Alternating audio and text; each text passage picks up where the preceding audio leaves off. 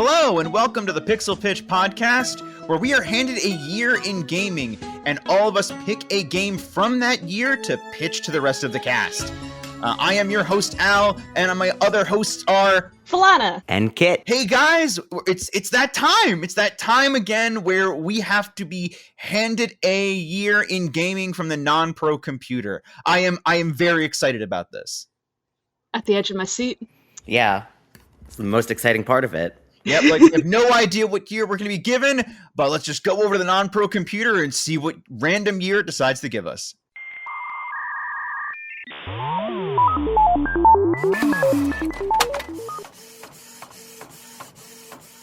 And the numbers are in, and we are given the year of 2001, the cusp of the new millennium, like a seminal year of gaming, the year that Halo Combat Evolved came out, Grand Theft Auto 3, Final Fantasy X, Silent Hill 2. These are watershed games. What classic could we possibly pick from this long list of like amazing titles? Well, there was some other thing that came out in 2001, the anniversary game, 10th year anniversary game for the Blue Blur, Sonic Adventure 2. Ooh. I must confess, I've never played Sonic Adventure 2. You would not be alone in that, unfortunately. This game originally came out on the Dreamcast, and it has gotten a couple of ports. The ports are a little messy, but fun. Very fun still. They're messy in that way that 2D Sonic games or 3D Sonic games just kind of tend to be sometimes. Not Sonic 06 bad, but oh, well, nothing's going to be that bad. Yeah, You'd hope, right? That was an unfinished game. That game was Sega. We need more time, and Sega said no. Sonic only turns 15 once. But I've heard rumors that this one is another one of those 3D Sonic games that is also a bit on the janky side. Honestly, I have never had that experience with this game, but I originally played it on the GameCube when I was a youngin', and then when I got a bit older, I played on my Dreamcast, and I've only played it on that. So, from what I understand, it's more the ports of it that are a little janky. Oh, really? Yeah, in the sense that the switch in updating the frame rate is where some of the problems come in. Again, I never really noticed it in the GameCube, but I haven't touched the GameCube version in probably about 10 years myself. The PC port, though, is one of those things where the fandom came together, did their own kind of like love patching to it to fix it up and make it as close to the original Dreamcast version with some modern day updates. Interesting. I've definitely heard two things. I've heard like, oh man, this game just isn't that good. The first one got it so much better, and this is just kind of a precursor to the trash fire that would be Sonic's career afterwards, or like until now. And I've heard people say like, this is actually the best Sonic game ever. They nailed it, knocked it out of the park. It's a shame everything went downhill after this, but this was really where they redefined it and got it right, and it was the best Sonic game ever. So like opinions are all over the place on this game as far as I know. See, and the thing is, opinions were all over the place because for the longest time, I only ever heard from other Sonic fans, this was the best Sonic game. They really were headed in the right direction. And then they just kind of, they went too hard on the wrong part of this game. And then we ended up with Heroes, which I still thought was a pretty solid game for most people that want to play a Sonic game. Yeah, there's good things in that game. It's certainly on my list of Sonic games I want to eventually buy because I hear there's good things about that. Just like there's good things about Sonic Unleashed as well, apparently. Yeah. And there's really great things about specifically the PS2 version of Sonic Unleashed. I love the PS2 version of Sonic Unleashed. When we start getting to the PS3 and the 360, it gets a little harder to love that game. Oh, that's a shame. Kind of like, the weird kid, in your class that like you want to hang out with, but it's a little hard. You can still love them. You just gotta approach it differently. Like, what were the differences? A lot of Sonic games fall in that category. Yeah, what happened though? Like, did it just not translate to PS3 360 well? What were the difference is not to go tangenting off too much into another Sonic game. Yeah, no worries. Unleashed was did have a split in development. So the PS2 version was developed by a different team in some parts than the PS3 360 version. Oh, well, now we So know. It's kind of a different game. Kind of like how Sonic Colors on the DS is virtually a completely different game with the same world setup as Sonic Colors on the Wii. Got it. Now, do you know? That's strange. Yeah, it was still part of that time because gaming in general in that time period, you occasionally ran into that where different releases were similar but different games, and so Sonic games kind of followed that trend a bit. Yeah, there was a time where you needed to release on every system to be relevant. Like, you just, like, we had to hit everybody, and yeah, like that's it's interesting because, like, to an extent this sort of happens even in the time we're talking about now in 2001. There was still a lot of you wanted your game on as many platforms as possible. I talked a little bit about some of the exclusives that were, like, really, again, watershed games, but the PS2, Xbox, GameCube era was really the time of no, everybody's got to get this version of it, because, like, it was kind of present in the PS1, N64, but those systems were so different that it just those games turned out so different. Like, we talked a little bit about this during the Resident Evil 2 episode about, they made one for the N64, but, like, it's very similar but not the same game. It needed to be developed differently. Right. Yeah. Like, because it did have a different development team that worked specifically on the 64, like, and porting it over for a year. It was like, it was something like 20 or something, possibly more than that, employees just doing the port. Now, do we know how the port fared for Sonic Adventure? Because I remember you saying, like, there's tale and legend of some issues with it from going from Dreamcast to GameCube. Yeah, and a lot of it, like, I've done a bit of research, and there's some things, like, there's some graphical differences where they tried to make it a little bit more HD because it came out a bit later. The GameCube was more powerful in some ways than the Dreamcast. And I guess a fun and sad, side note, remember the Dreamcast? Sonic Adventure 2 was the last first-party game Sega ever developed. Oh, wow. It was because it was one of the last games that came out on the Dreamcast before they left the console war. The GameCube port was kind of like their way of being like, you know what? This is our new normal. Like, we gotta embrace this. We want to put out a good first release. So they wanted to take advantage of as much of the graphical, expansion they could on the GameCube. But unfortunately, a lot of that amounted to, hey, look how much extra stuff we can throw in the environment in the background that the GameCube could process that the Dreamcast just wasn't there yet. Look at it, guys. So it's little things like that, like, your standard person wouldn't be able to pick up on. And then there are, like, minor glitches that are pretty well documented. Like, there's something with ghosts in one part of the game. In, I believe, the Dreamcast version, they're just constantly on you. In the GameCube version, like, they actually wait until you get near them. So some of it was, like, good changes, but then people complained because they're like, oh, but it's different. So it's really, your mileage may vary. I personally think, from looking back over stuff, and again, having gone from the GameCube and then going back to the Dreamcast, I felt like the GameCube was like a good quality of life update, aside from a little bit of funny graphic stuff in some of the cutscenes, because they goofed on some of the light rendering. But other than that, like, it's a pretty solid update to the game. Okay. Again, from my opinion. All right, so, like, we'll all be hopefully able to grab our own version of this. Yeah, like, I'm gonna play my Dreamcast copy. Falana, you what are you gonna go for? What version was this on? Can I get it for N64? No.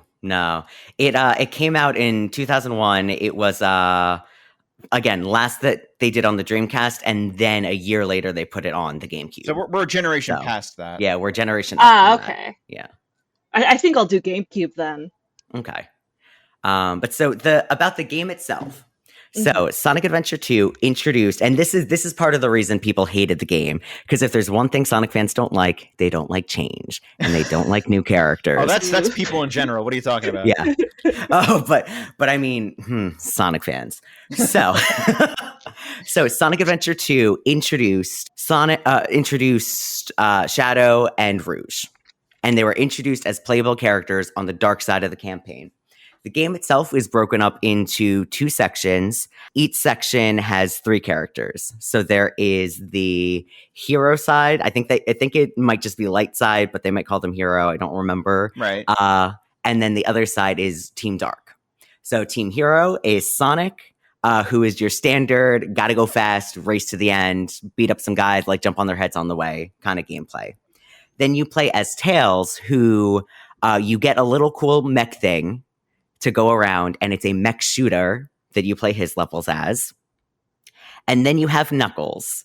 And Knuckles and Rouge are typically the most controversial part of this game. They're the part that people tend to struggle the most with, because it is pretty much a scavenger hunt.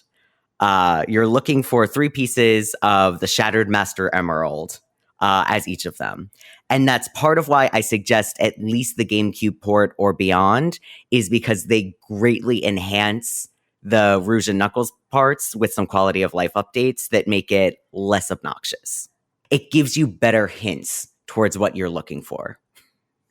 Because there are times where, like, now that I know what I'm doing, I can get through those segments in like 5 minutes max. Oh, okay. The very first time that I played it on the Dreamcast, like having not played it on my GameCube in a while, it took me about 20 minutes to do the first Knuckles one, because of the lack of that quality of life update.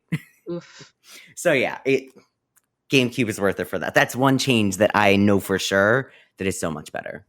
So the dark side of things, you play as Shadow, whose campaigns are different level designs, but Shadow is the equivalent to Sonic. Eggman is the equivalent to Tails. You get a cool little mech with him. And then Rouge is the equivalent to Knuckles. So Sonic and Shadow, they cross over a lot. They have you're pretty much, Sonic campaign is going against Shadow's, Tails campaign going against Eggman, Rouge campaign going against Knuckles. Okay, so why didn't they like Shadow the Hedgehog? Because he was Sonic but different. And Sonic fans hate change. I mean, he was Sonic but evil. To be fair, when they eventually gave Shadow his own game, that didn't help. No, but that's because that game was supposed to be rated T, and that would have made that game so much better if it was rated T. Because it's really weird to have, like, all right, I'm a cartoon hedgehog with a gat and just like clicking firearm. Yeah, it just has a gun. Okay, but consider, because I love that game to death because it's stupid, because that was when the E10 rating came out and they didn't know what to do with it. So they were like, let's make a Sonic game that has a teen rating. And they were like, oh, we made this new emo hedgehog. Let's give him a gun and he can get the T rating. And everyone at Sega was like, yeah, do it. And then they were like, wait, they're coming out with an E10 rating. Let's make the game that. And then they were like, what do we do? Fuck. So there's so much about that game that even it wouldn't have made people like the game more, but I think it would have been a more fun classic if it got to keep the T rating. Because I definitely think all I'm going to say.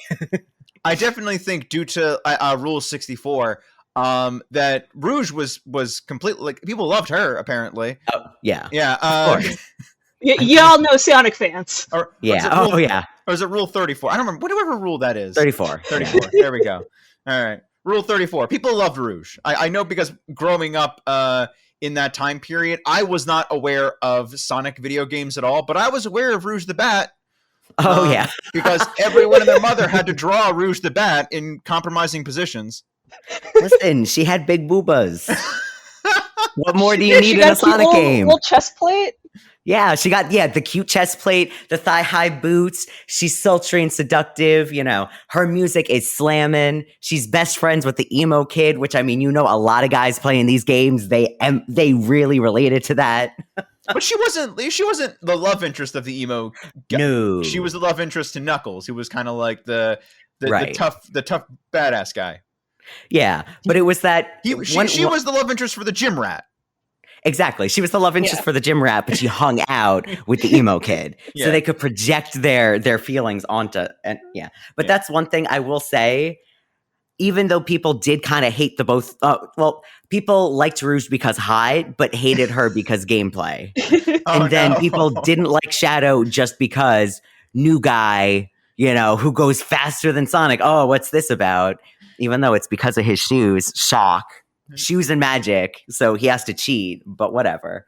So people did eventually come around to them because of kind of the development that they both got, especially in like the Archie comics. That saved Shadow's character for a lot of people. That's good. Yeah, and same with Rouge. And even like there's a bunch of stuff later on that like the Riders games where like Rouge is still doing her like hot, sexy thief thing, but then she kind of gets Shadow to start joining her. So he gets like this kind of like it's not a fun personality on his own, but it's like fun because he's with Rouge, because he's still kind of a stick in the mud, but like in that fun way. Yeah, but like that's what works really well when you have a character like that. You have someone who's kind of like, I don't want to have fun, but what makes them funny or interesting is when you have someone who's all about it, and like that's what makes Bert and Ernie work. So it's like same thing. Exactly. It's true. It's true. So then, as far other key fun things about this, the soundtrack to this game is incredible. I actually recently was playing some songs just offhandedly for a friend, and they were like, "Oh, what games are these songs you've been playing from?" And I was like, "No, this is all just one game." And then I went through and I was explaining to them like, "No, these are the Sonic tracks. These were the Knuckles tracks. These were the Tails tracks. That was the Shadow track." And the amount of work that went into the sound alone to make sure each individual character had their own specific vibe to the music really adds something to the level design and really adds something to like teaching you a little bit about these characters and like what Sega was going for. Like I have a feeling not a lot of games do something to like this extent when you have this many characters. Like you might get when a character is introduced, you get like a specialty, little jingle for them. But this is like each level is designed with the intent of showcasing more of the character's personality that's going through it. And I think it's something that maybe is done more often now, but not at the time for certain. Yeah, not at the time. And it did take a while for it to become a more common thing, even now. Yeah. All right. Well, I think I'm excited to play this. I'm totally down. I am honestly really excited for Shadow the Emo Hedgehog. I am so excited for you guys to get to experience him. Because okay, I will give one more thing. So, this is like hot tea from the Sonic fandom. So, Sonic fans are very divided on who their favorite Sonic voice actor is and Shadow voice actor. Because everybody like 99% of Sonic fans claimed, "Oh, I hated Shadow when the game came out," unless they were like actually a kid. Like I was a kid, I loved the game, I loved Shadow. I thought it was cool. I was getting into my emo phase. Yeah, so kids are exempt from this. But the ones that were the teen Sonic fan base and older were like, "No, Shadow sucks." And then like 5 years later, when it was cool to like Shadow because Silver existed, and now it's like, no, Silver actually sucks. Shadow's cool. We all love Shadow. Shadow the Hedgehog, best game. Then it became, well, who's your favorite Shadow voice actor? And who's your favorite Sonic? And if you didn't answer specifically the Sonic and Shadow from this game, oh, you're not a real Sonic fan. Ooh. It was constantly. Wow. Whereas me personally, 4Kids voice actor for Shadow, best Shadow. Mic drop. I will die on that hill. He was so good as Shadow. Not so great as Sonic, but that's Roger Craig Smith, who is the current Sonic, who Sega tried to fire him, and fans said, "You better fucking not." And Sega went, "Okay, all right, he's back. We're sorry. We didn't mean it." Because he's the guy he's been doing Sonic since Sonic Colors, and he's been Sonic through Sonic Boom. And so the evolution of Sonic's character to the kind of like bringing him back to that sassy, 90s kid stoner kind of vibes Yeah. Roger Craig Smith nails that. So that's what I like. So just putting it out there. Have that in mind that as you're listening to this, because I believe this is the only game that this Sonic voice actor did and this Shadow voice actor did. So get a good laugh at the fact that people were like, no, this is the best the franchise ever had. I'm hype. I really want to have some strong voice acting opinions right now. Oh, yes. Remember, it's a Sonic game, and as something connected to Sonic, you're allowed to have the biggest opinion ever. Yep. You play one Sonic game, you are allowed to yell over people that have played the game for 20 years. Don't worry. All right. I can Delicious. do this. Yeah. Yeah.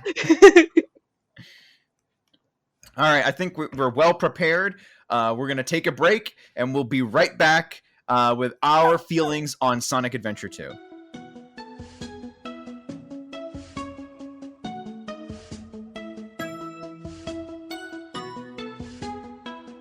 And we're back. We have all played Sonic Adventure 2 in whatever way we could. And my God, it feels like we went through a war that really no one remembers but us. True experience of a Sega fan. Nay, of a Sonic fan. I do truly feel like I've come back from a long battle. Yeah.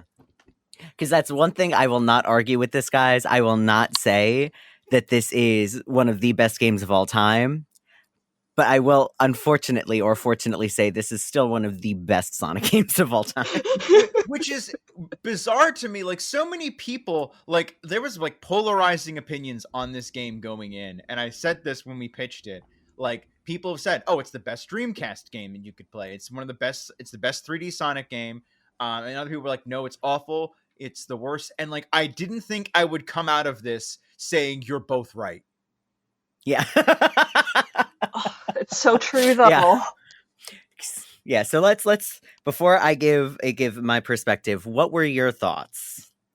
General thoughts on the game. Flonnie, you want to start us off? Oh, it's okay. Look, it has so many good, like, individual elements. Like, the ideas are there. The soundtrack just absolutely slaps. But then all together as a cohesive thing, it's kind of a mess. Yeah. And it's fascinating, though. It is a fascinating mess. It's a train wreck in some ways where, like, you just can't put the controller down. You have to know what happens. You gotta know where they go from here. It's like, oh God, I died again for the millionth time. But then also, I can make Dr. Eggman pick up a little Chow baby and give him a little pat. Yeah. 0 out of 10 game or 10 out of 10 game? I don't know. Yeah. See, I think one of the best things about the Chow Garden is that it is the perfect in-between for when you're getting frustrated with the game. You could just be like, screw it, I'm done with this. I'm going to go play with a Chow. I'm going to have my Chows fight each other. They're going to race. It's going to be great. And you can just tap out. Yes, you just go to the nice little oasis, you just go pat the babies. And you know what? It was good. Yeah. So what about you, Al? I can't really say my opinion's really all that different. It is a very troubled experience, but not an unsatisfying one. But I think I went into this a little bit different than Falana because I played through Sonic Adventure. Both on the Dreamcast and on the GameCube, and I liked that game enough to play it twice. When I got into this one, I expected a game that was going to be similar, if not better, and to have this very flawed but genius experience, for lack of a better term, like it was so jarring. I wasn't sure quite what to make of it as I like went in there, and like just by the first level alone, I was like, this feels different. And I don't know if I like it. Yeah. Which I think is fair.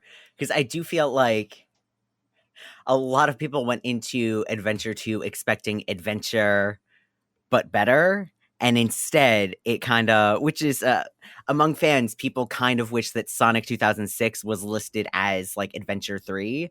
Because that would have kind of followed with the trend of, like, okay, we made this good, like, cool Sonic game that was like new and different, Adventure 2 was the same idea of we're going to just try something different and make a fun, what we think is a fun game. And then 06 kind of had the elements where it was kind of 2 but better, but its own thing with a little bit of more open world kind of stuff, kind of like best of both worlds. It definitely fixed a lot of problems. Like there was no Big the Cat in this. Actually, there was. There's lots a cameo. of Big the Cat. There's a cameo of Big the Cat in every level, and it was like one of my favorite parts. Was just you go look around the level and there he is. I actually launched myself off a ledge one time because I saw him for the first time. I'm like, oh my god, it's Big the Cat. I want to go talk to him. You can't talk to him. You just fall into the abyss. Yeah, but he's there.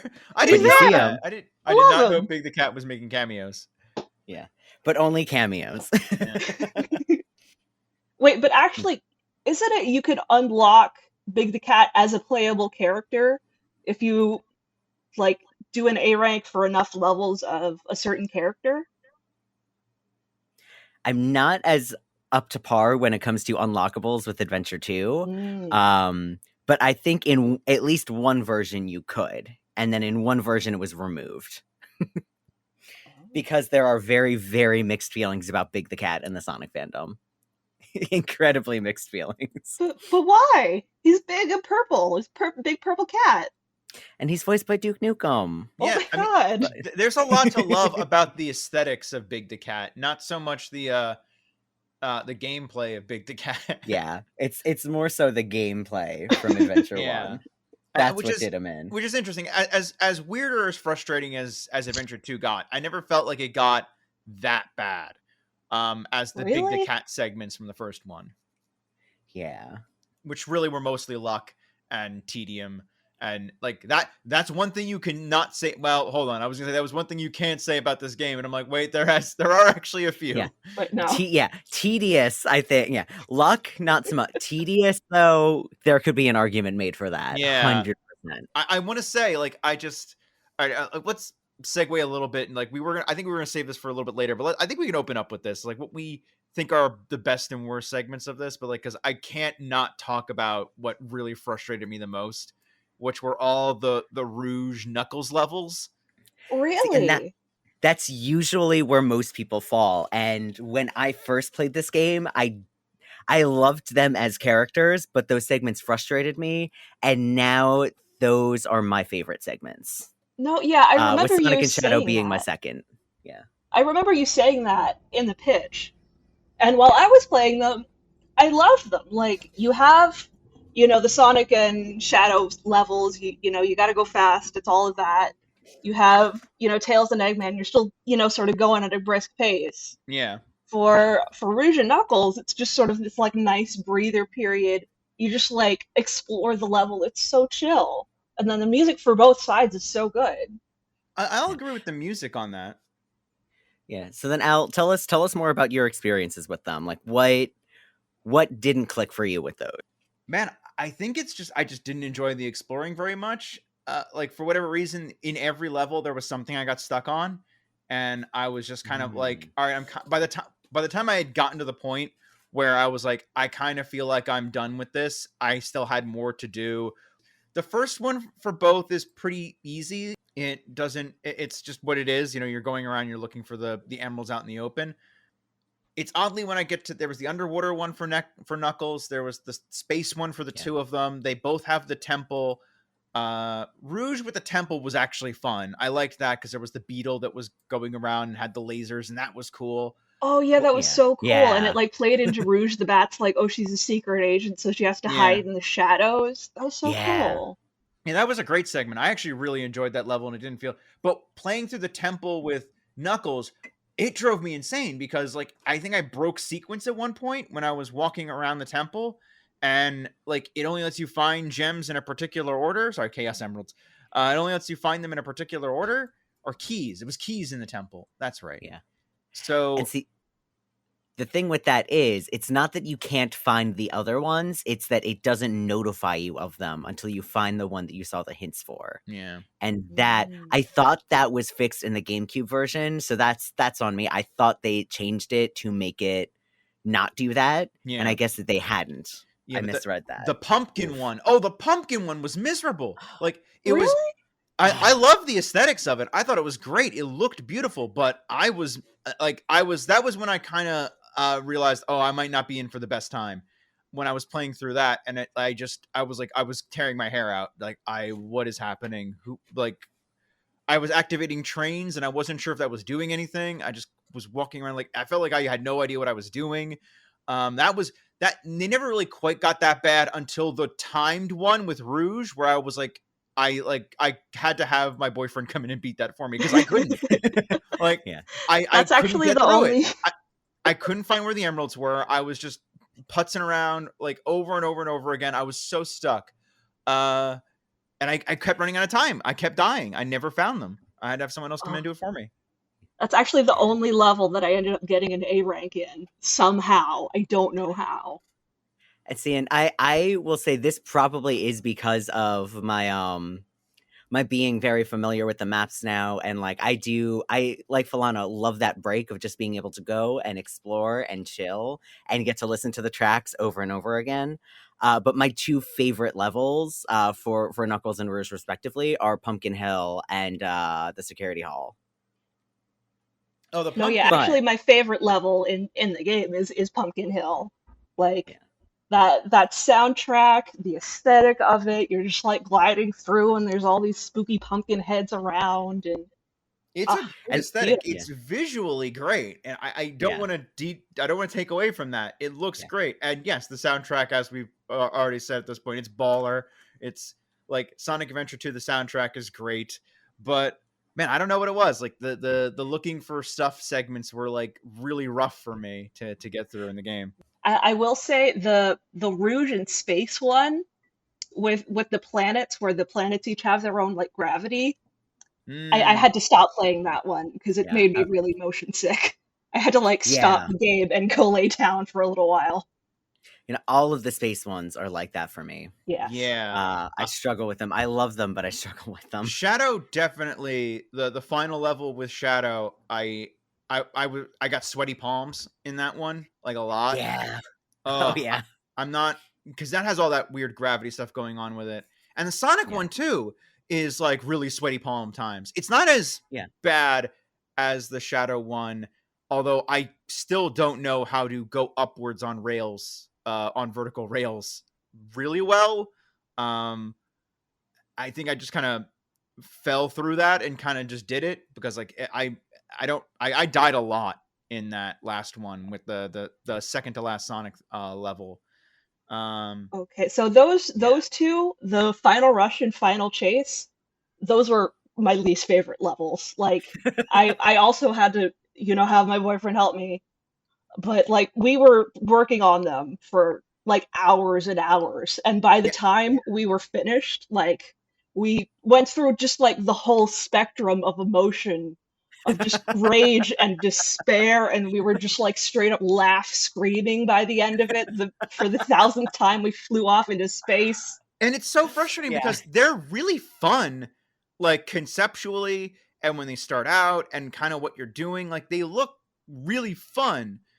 It's only when like you hit those few moments or you forget, oh, I'm not supposed to push forward on a rail because that'll slow me down, oddly enough. Yeah. Um, like I learned that one the hard way because I would just like all of a sudden just stop in the middle and be like, I guess I die now.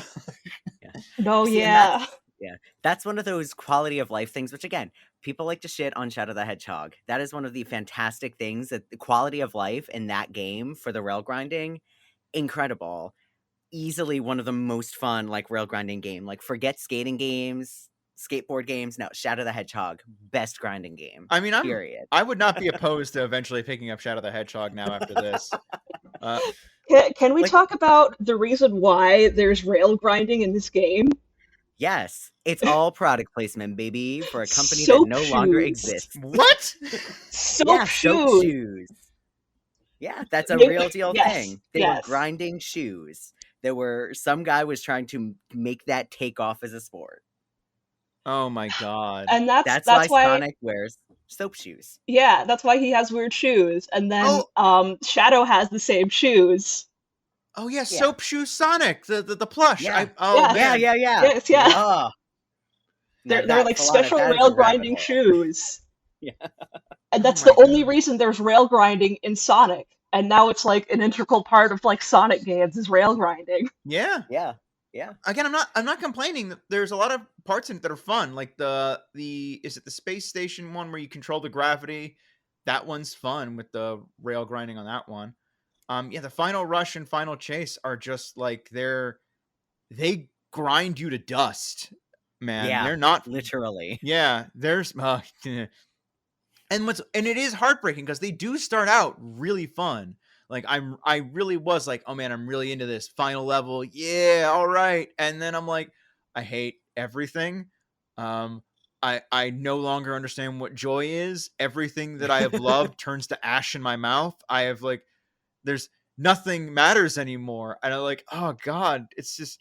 And the gravity things with Shadow, where you're jumping from the one thing to the other, that's miserable. Like Yeah. oh god. We've done a lot of crapping on it. Do we have anything else we want to crap on before we start moving on to some good stuff? Because there is good stuff here, guys. We swear. Yeah. Because I was gonna say, is there anything lore wise that was confusing for you guys? Because that is probably something where there can be good there, so we could transition into good. Oh yeah. But I feel like to somebody that's not familiar with deep Sonic lore, it could be very confusing, specifically around some of the characters and their ages. Yep. Oh yes, is Tails a literal child? Yes, he's a literal 8-year-old child. Okay. And He sounds his like a little name, baby. yeah, and his name's is Miles Prowler. Yeah, yes, You know. his name is Miles per hour, I know. Yeah. My But he's an 8-year-old. my big question was like, I was sitting here watching this, and like, Dr. Robotnik shows up at the tail Yes. end of this, and it's like Eggman's like, oh, it's my grandfather. I'm like, wait Well, a that's minute. Gerald Robotnik. I'm Dr. Robotnik from the OG games is Dr. Eggman. Okay, because I was about to Robotnik is say, his Yeah. family name. is Dr. Robotnik that we're seeing on the TV the guy from the older games, and then Eggman is like the next generation of like, evil mustache guys that Sonic has just encountered, and Sonic just doesn't age. So They don't really address it. I don't believe they really address it in lore. They just kind of go from calling him Robotnik to calling him Eggman. But Robotnik is essentially his family name. Dr. Eggman is more or less the nickname that he leaned into because, you gonna call me Egghead? Fuck it, I'm Egghead. I'm Eggman. And that's it. got it. But yeah, Robotnik is his grandfather. Maria is his cousin. Okay. I do want to say something else though. Like, man, that's cold. Like his grandfather just being like, "Oh, Maria's dead. I have nothing left to live for." Like, thanks, Grandpa. No, Yeah, no, yeah, no. I The thought that grandpa was that you weird. base your whole fucking life around. And on top of that, can we talk about how odd that final video was? Like that is so Gun came to shut down the Ark. They figured out he did some weird thing. He's chained up. They're about to open fire on him. This is his final words. And they were like, nah, say what you want, man. We'll program it into your, death ray. We'll leave it there for you. Yeah. How did that? What? This was like something out of a Real dark. Danganronpa game. I was like Yeah. really confused. I forgot how dark it got real fast. I was really thrown aback by it because I'm like, what is happening? Like, it's a still image and it's like stylized, like Rouge is reading something off, I guess. And like, there's like guys in the back are like, finish up. Oh, we got guns on you. Do what you got to do. Like, what is this? Yeah. Yeah. It's just out of nowhere. It like teeters on the line of almost like a snuff film. And then it's like, okay, well, we're all gonna go together because like even this is too far even for Eggman. He wants to control the world. He doesn't want to kill it. Yeah. He just wants to piss on the moon. It's fine. Yeah, literally. Yep. Yeah, he just wants to make half of the moon his face. It's fine. Yeah. Good for him. And then I guess some other just quick character ages. So Amy is supposed to be 12. Sonic is eventually gets retconned to being 15, but I think may have been supposed to be 16 in this game. So we'll go with 15. Knuckles is 15. Rouge is 18. Shadow is old in the sense that like he was made 50 years ago. Yeah. Robotnik doesn't have an age. But yeah, so Team Sonic is literal child, tween, Sonic and Knuckles, and then adults. Just adults. Like if Hanging Rouge out. is 18, all of her like vaguely flirtatious moments with Knuckles are like extremely squicky. She's not given an Yeah. age, so she's like she's somewhere in 17 to 18 because she's supposed to be like hired by the government. So we're Yeah. supposed to assume she's like of age. And also, Sonic fans are weird, so I'm sure they wanted to err on the side of make her 18 just in case. Yeah. You know.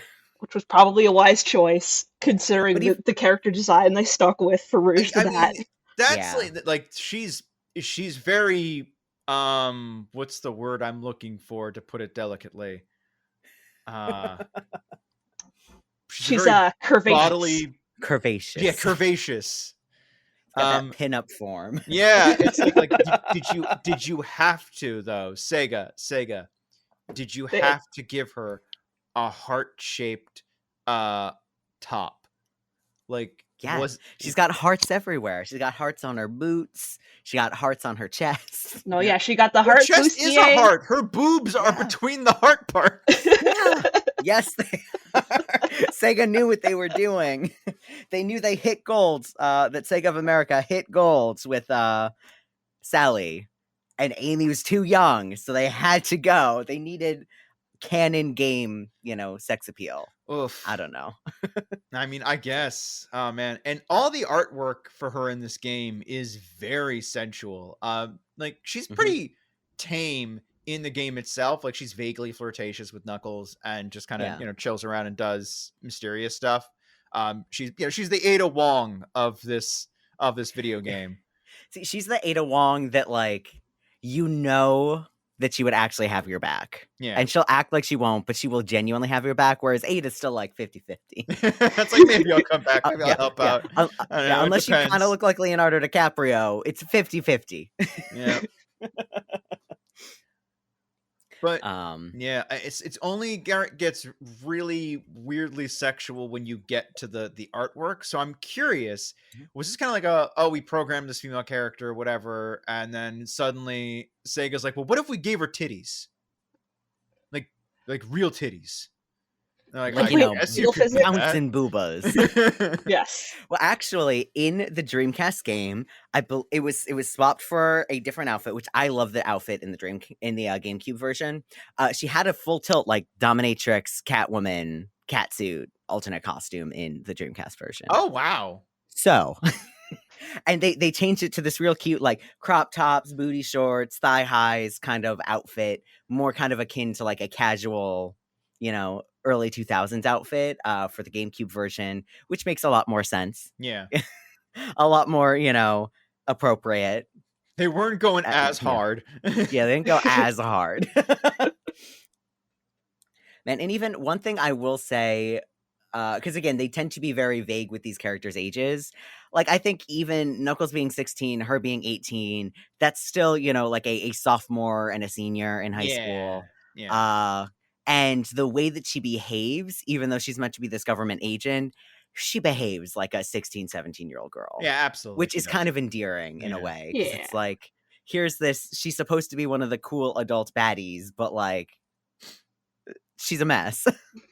She's a mess like everyone else. There's a really interesting character dynamic between the three of them too, because Shadow doesn't seem to really respect or care about Robotnik that much at all. He's just kind of like the fact that he looks like his creator probably barely registers for him.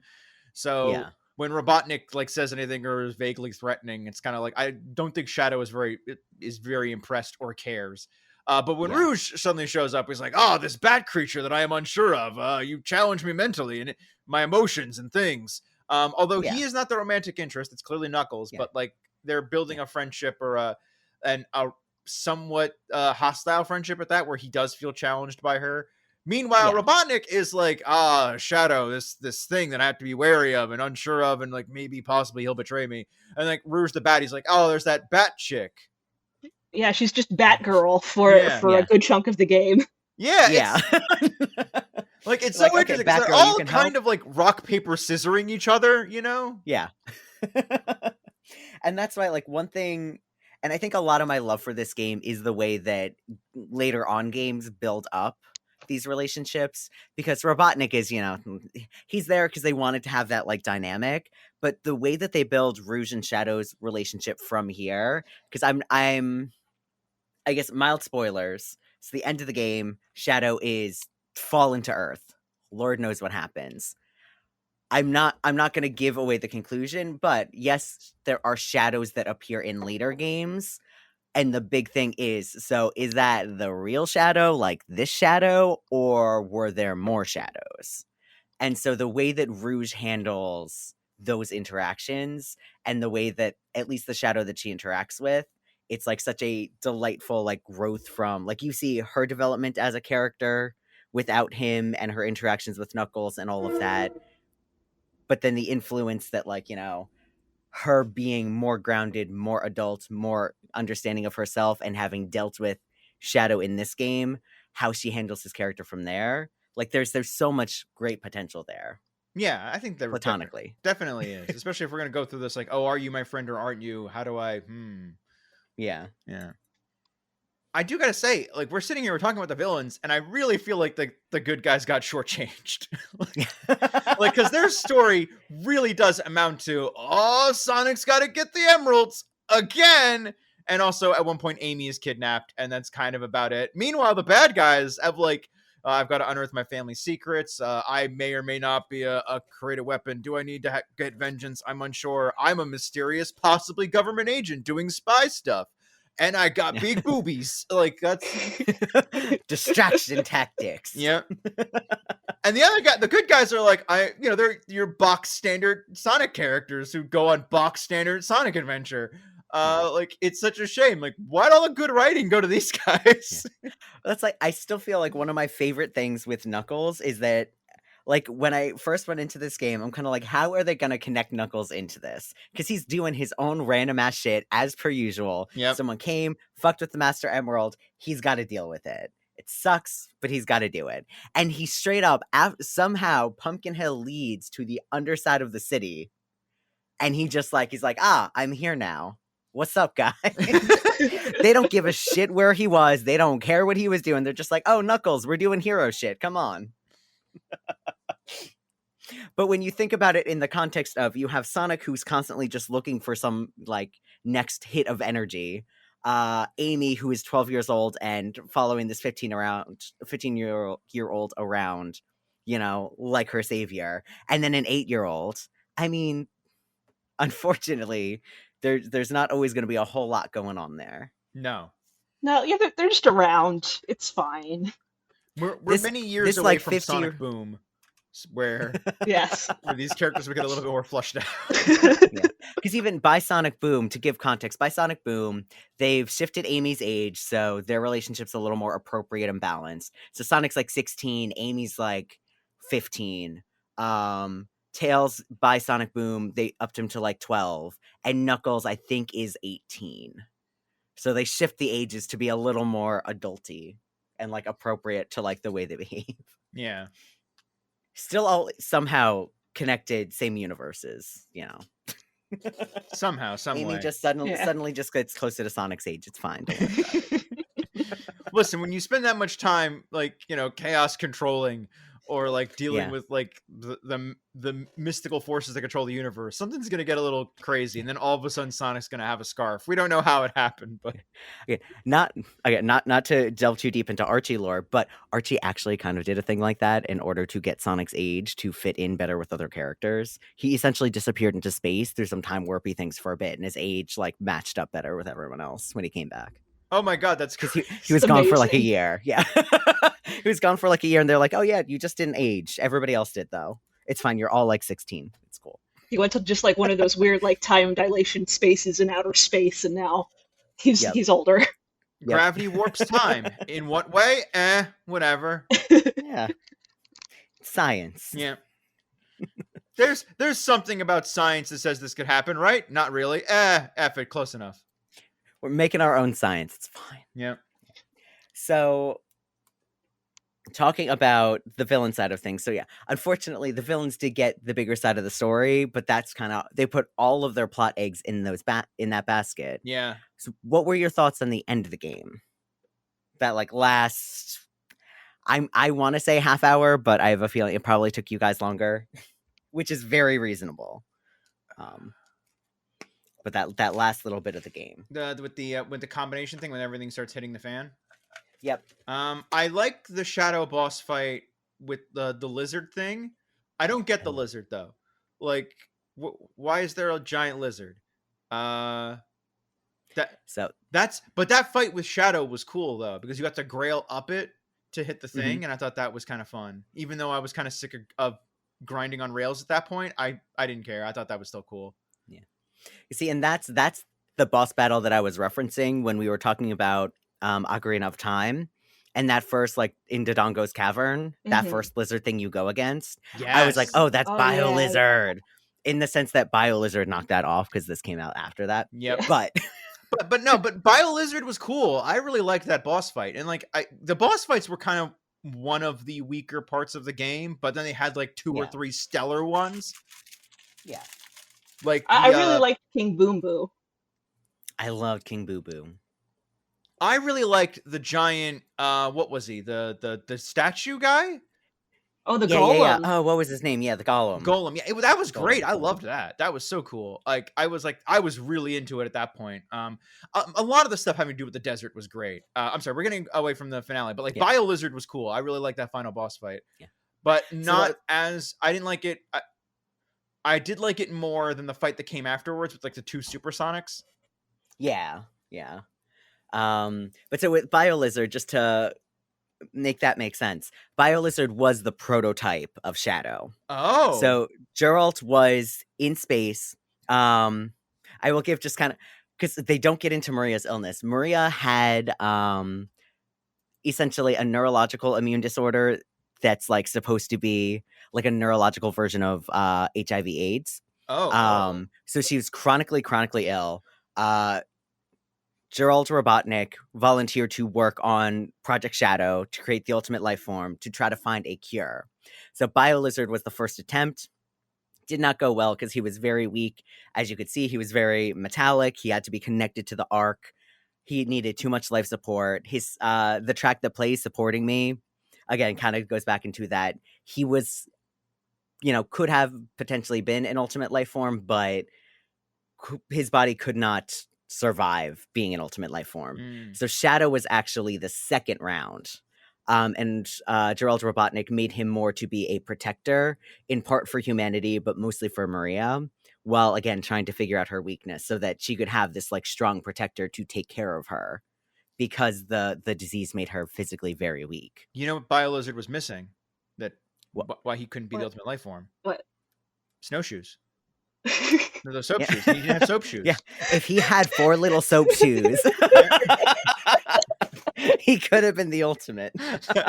Just needed special soap shoes. Yeah, exactly. That's what it was. That's why he didn't work out.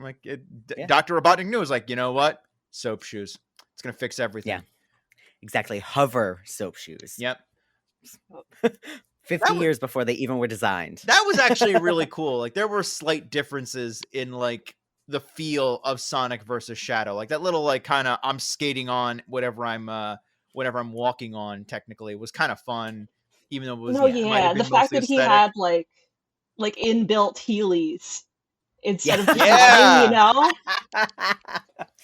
But he controlled different too, which was really like satisfying when you're going in between. I like the Shadow levels more than the Sonic ones. I agree. Yeah, I love me some Sonic, but the Shadow levels are so much fun. They are. They're really good. Because of that difference in control. Because it seems very subtle, but that subtlety does make a big difference. Yeah. It feels like smoother somehow to control. And then when you're going on these, big fast running parts, it's like, oh heck yeah.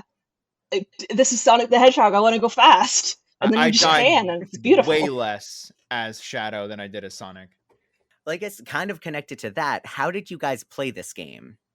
because the way that most people I know tend to play it would be go through all of the hero stuff, which is kind of like the normal difficulty, then going through all of the dark stuff, which is a bit harder. But if you go through at least a couple of the hero ones to like warm yourself up, I think it makes it a lot easier to do like the shadow stages, for example. Whenever I would like get frustrated with a level and die too many times, I just went over to the other side. So I ended up playing the game more or less chronological order.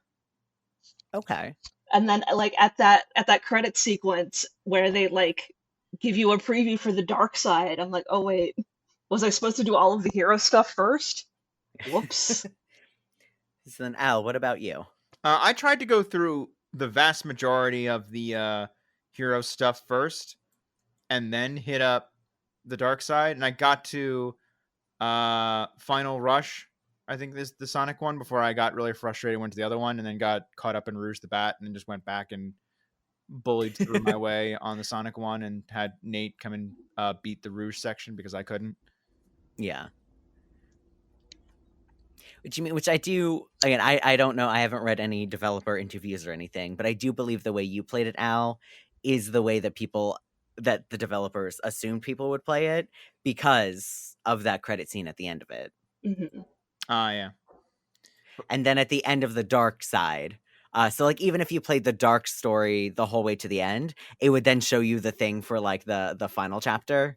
Which, like, if you decided, no, I like Shadow, I want to play the dark side first, then you'd be like, oh, so do I not have to do the heroes? But you still do. You do. Yeah. If you want that final ending, you absolutely got to do it. Mm-hmm.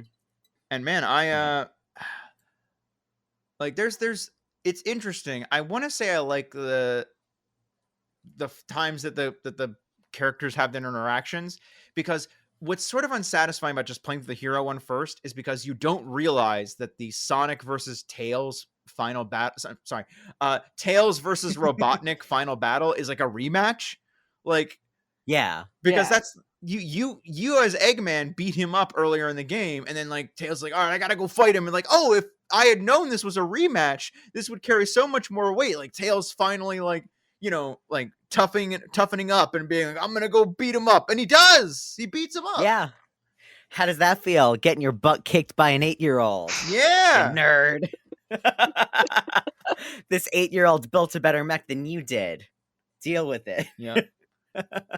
Those are my favorite parts, though. Like if we're gonna move on to some of the things that that we loved, the Robotnik Tails levels were great. The Robotnik ones way more than the Tails ones, oddly enough. Except for that one that was pitch black, and I hate it because I couldn't tell what was going on. But even then, these were a blast. I loved the Tails Robotnik stuff. That was like just hanging around in my chicken walker and like firing missiles at things was just, it was so good. Oh man, I got to blow up police cars and like run through the city and stuff. I got to like fight on a space station and fly around. This was like not what I think of when I think of Sonic games, but it was a lot of fun. No, yeah, there's something deeply satisfying about just like you just hit the fire button and all of the things just explode automatically around you, and it's just like how great, it's beautiful. How great was the aircraft carrier level, like where you're just going along the military ships and you just blow up everything that's stationary on. See, just something about the anti-police, anti-military message throughout this whole game. Yeah, that's pretty strong in a weird way. Like it's straight up like Sonic's like, nah, fuck the police. They're species profiling me. and then on the Eggman side, it's like, nah, we're gonna beat up the government just to beat them up. Let's just do it. They didn't really say why. We're just like, we don't like the government. And we're just gonna sit there and blow them all up. You're mostly fighting like the government through this because like even if Eggman has like a plan or things to do, like they're, as we come to find out, we're not fighting his robots. His robots aren't the ones we're destroying. It's all like you know, leftover either current gen or leftover government stuff that's just kind of around that we have to beat up. Because they're species profiling Sonic the Hedgehog. It's like, what's the difference between these two photos? There isn't one. One's blue, one's red and black. But I mean, okay, all They're right. both a talking hedgehog. How many They're both could fast. there be? It's like, To be fair, Amy always gets, and that is a running gag throughout the franchise.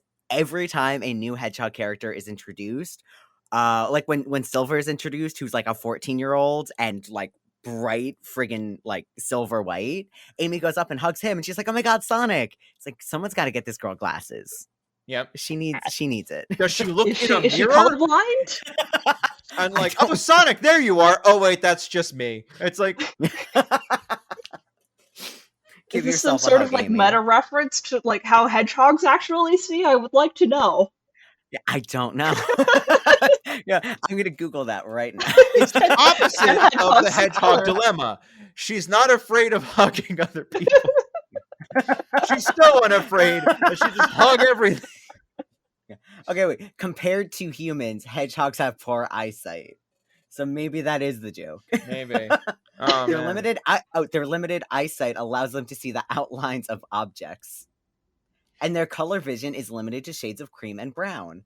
Oh my god! Oh, Well, so maybe it This is. excuses Amy. Shadow has This the same excuses nothing outline. the government has done. Yeah, that doesn't excuse the government, but Amy gets a pass. Yep. She's also 12. Yeah, there you go. But so how about music? Because we touched on it a little bit. Yeah. What are some of you guys' favorite tracks? I'm all in on Or- these Knuckles levels. Like, All right. apparently the guy's named Hunted P, and he just does all these like custom raps just for Knuckles, the Mhm. echidna, and Yeah. they are fantastic. Yeah, I'm with Falana on this. Then I was Yeah. not really a big fan of those levels, but the music rocked every single time. The space level, and like even when I was getting frustrated in certain things, like I could still jam out to like what was going on. I can't remember the lyrics, but I was like but I can remember the beat in my head. I remember the sound of the voice and like something on home. Like it was like, ah, God, it was so good. So even if you're miserable, it's like at least you can jam Yeah. while you're angry.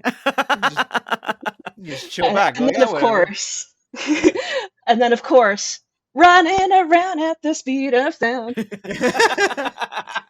The penultimate meme song. Yeah. It is. Ah. It's like I associated that line with Sonic the Hedgehog, like before I even knew what Sonic the Hedgehog was. I think. That's the first level one, right?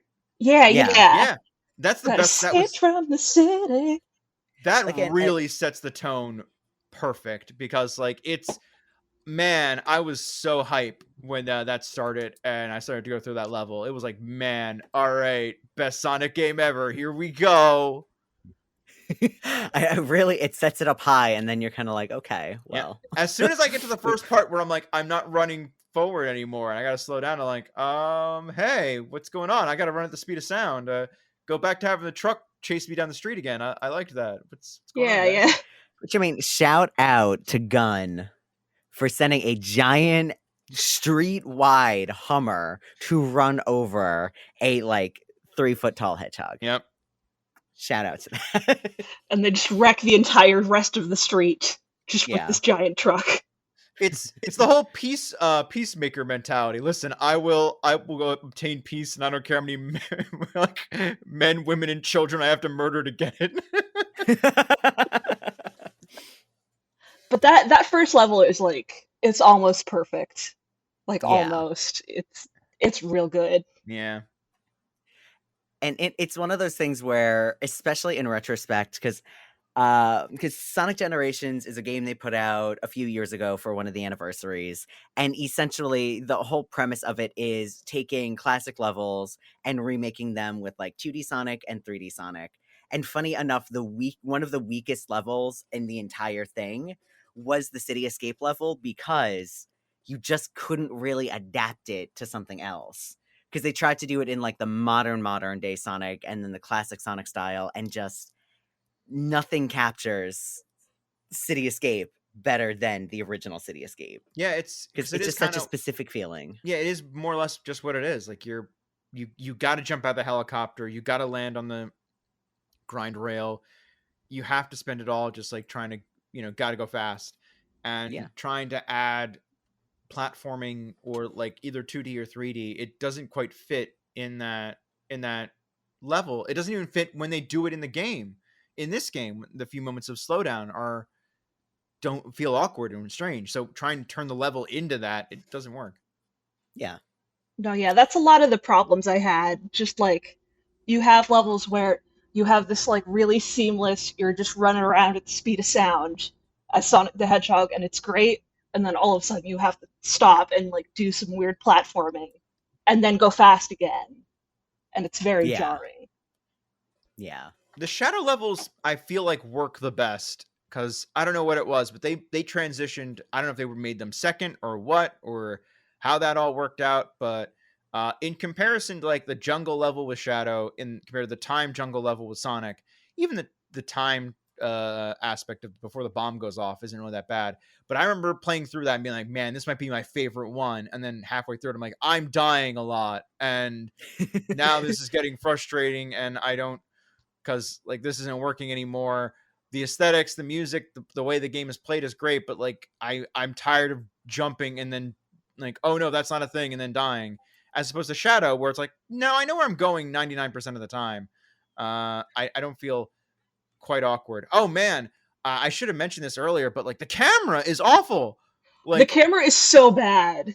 It's it oh fights you gosh. every single time, and I'm like, stop. Like if you're gonna give me control of the camera, let me move it. And that's why I wind up kicking it so many times in these platform segments, because it's like, if you want to have control of the camera game, take control of the camera. Don't give it to me. Don't let me try and position it and then immediately snap it back when I try and move the character. No, That's like, yeah, oh it my makes god. you it just forces you to make these leaps of faith where you Yeah. can't see where you're going. Where you're supposed to go, I have no idea. Yeah. And then like you're this is not a game where you're encouraged to be risk averse. Like you have a limited number of lives until you have to start all over again. So I had to start all over again many, many times, especially in the Robotnik levels. I remember something about controlling the mechs and the cameras and doing that like platforming. That was it was really janky and was really Really? frustrating. Yeah. That's very interesting. The Robotnik ones were never an issue for me. There were a couple Tails ones that were a little off. Um, but 9 times out of 10, except for the one time where I was literally blind in that dark level with Robotnik where Yeah. like all the lights were off. I normally controlled them pretty fine. Like the camera wasn't that bad. Like it was sometimes where it was most noticeable, but like no, Rouge and Knuckles, Sonic and Shadow, anytime I just wanted to get my bearings better or anything, it was like, nah, fam. And that's so annoying when you're either Rouge or Knuckles and you're trying to move from one wall to the other, and the camera's like, nah, fam, we're not gonna let you see where you're going. Like, all right, thanks for that. Yeah. Yeah. Oh, I had Um, such bad problems with the Rouge boss fight with the like little helicopter, where if you ended up beneath the yeah. helicopter, like the game would just freak out because the camera is always pointed at the helicopter. So if you're under the helicopter, you cannot see your character move, so you can't tell which way your character is going. Yeah. And even a lot of those boss battles, having played them again, except for I do feel like BioLizard was very satisfying. King Boo Boom, I really enjoy, Yeah, and he's then the fun. Golem, I really enjoy. But the fighting the gun ones across the board, not fun. And just for the sake of it, I finally looked up people like speedrunners that play it. And the way that they do the boss battles was insanely different than the way that I typically do them. And I was just like, damn, you mean there's a way to do these and not hate life and hate the camera and hate everything?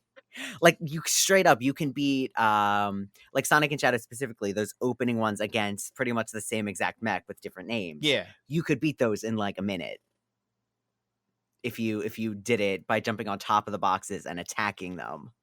I was like, oh, Oh. that'll yeah, and that never occurred to me. Yeah, it never occurred to I me was either. yeah. I went to like wait for them to do the thing, land, do the missiles, one attack, rinse, repeat. Yeah, same. Yeah. Yeah. Which, I mean, to be fair, I think that's what you're supposed to do. Yeah. But I think they give you those boxes to hit it in the air because speedrunning is a thing. Or at least they knew speedrunning was a thing by this At least for time. Sonic games. Yeah. Yeah. So they were probably like, oh, this is here. So for the people that know, they know what to do with them. Because there are a lot of speed challenges that you can do to unlock additional things. And I'm sure that's one of them, beating those bosses in an amount of time where you would have to jump on top of the boxes to take it out. Yeah. All right, I have a random question. Somewhat of a non sequitur, but like we've talked about a lot of the gameplay styles, but there's one we're forgetting. And it's the most hysterical one. It's the cart. Yes. Oh my god. When Tails and Rouge are just about it. chasing down the president in the car. No, Tails, something about an 8-year-old fox that built his own mech that turns into a car going, I have to find the president. It just tickles me in such a way. Oh. Like, this is a pre-9/11 world. Yeah. Yes. When you could chase down the president in your robot car. Yeah. And then just break into his car and have a conversation, Yeah. Yeah, just as a little tiny fox. I really want to know, is this just Japan like kind of like taking a dig at America with like a government agency called Gun and like a bunch of like overzealous kind of like, we're just gonna make robots and shoot things, and then the president kind of being like, oh gosh, golly gee, problems and someone peed on the moon, what am I gonna do? And then Sonic is like, I got you, fam, we're gonna do this and fix it, don't worry, Mr. President. Oh, it's a hedgehog. What? It's renowned international hero, American hero, Sonic the Hedgehog. Yeah. Because I think part of it is, I mean, I'm sure part of it is kind of a dig at America being all guns and violence and government and but I think part of it is just that wanting, kind of establishing Sonic as like an American-y thing. Like the game is like City Escape clearly based around San Francisco. Yeah. The dev team went to San Francisco and just like hung out. They took a bunch of photos and were just so stoked about basing it on an American city. So I think part of it is that kind of like seeing a Japanese game developer trying to make a very American thing from a very Japanese perspective. I like that though, actually. That's like it's very fun. It's wholesome. It makes it very cheeky in, like you said, like a very wholesome way. But here's my question: now that we brought up the car bits, have either of you played the race car part of this game? I have. It's not good. Yeah, it's awful. Oh no. Okay.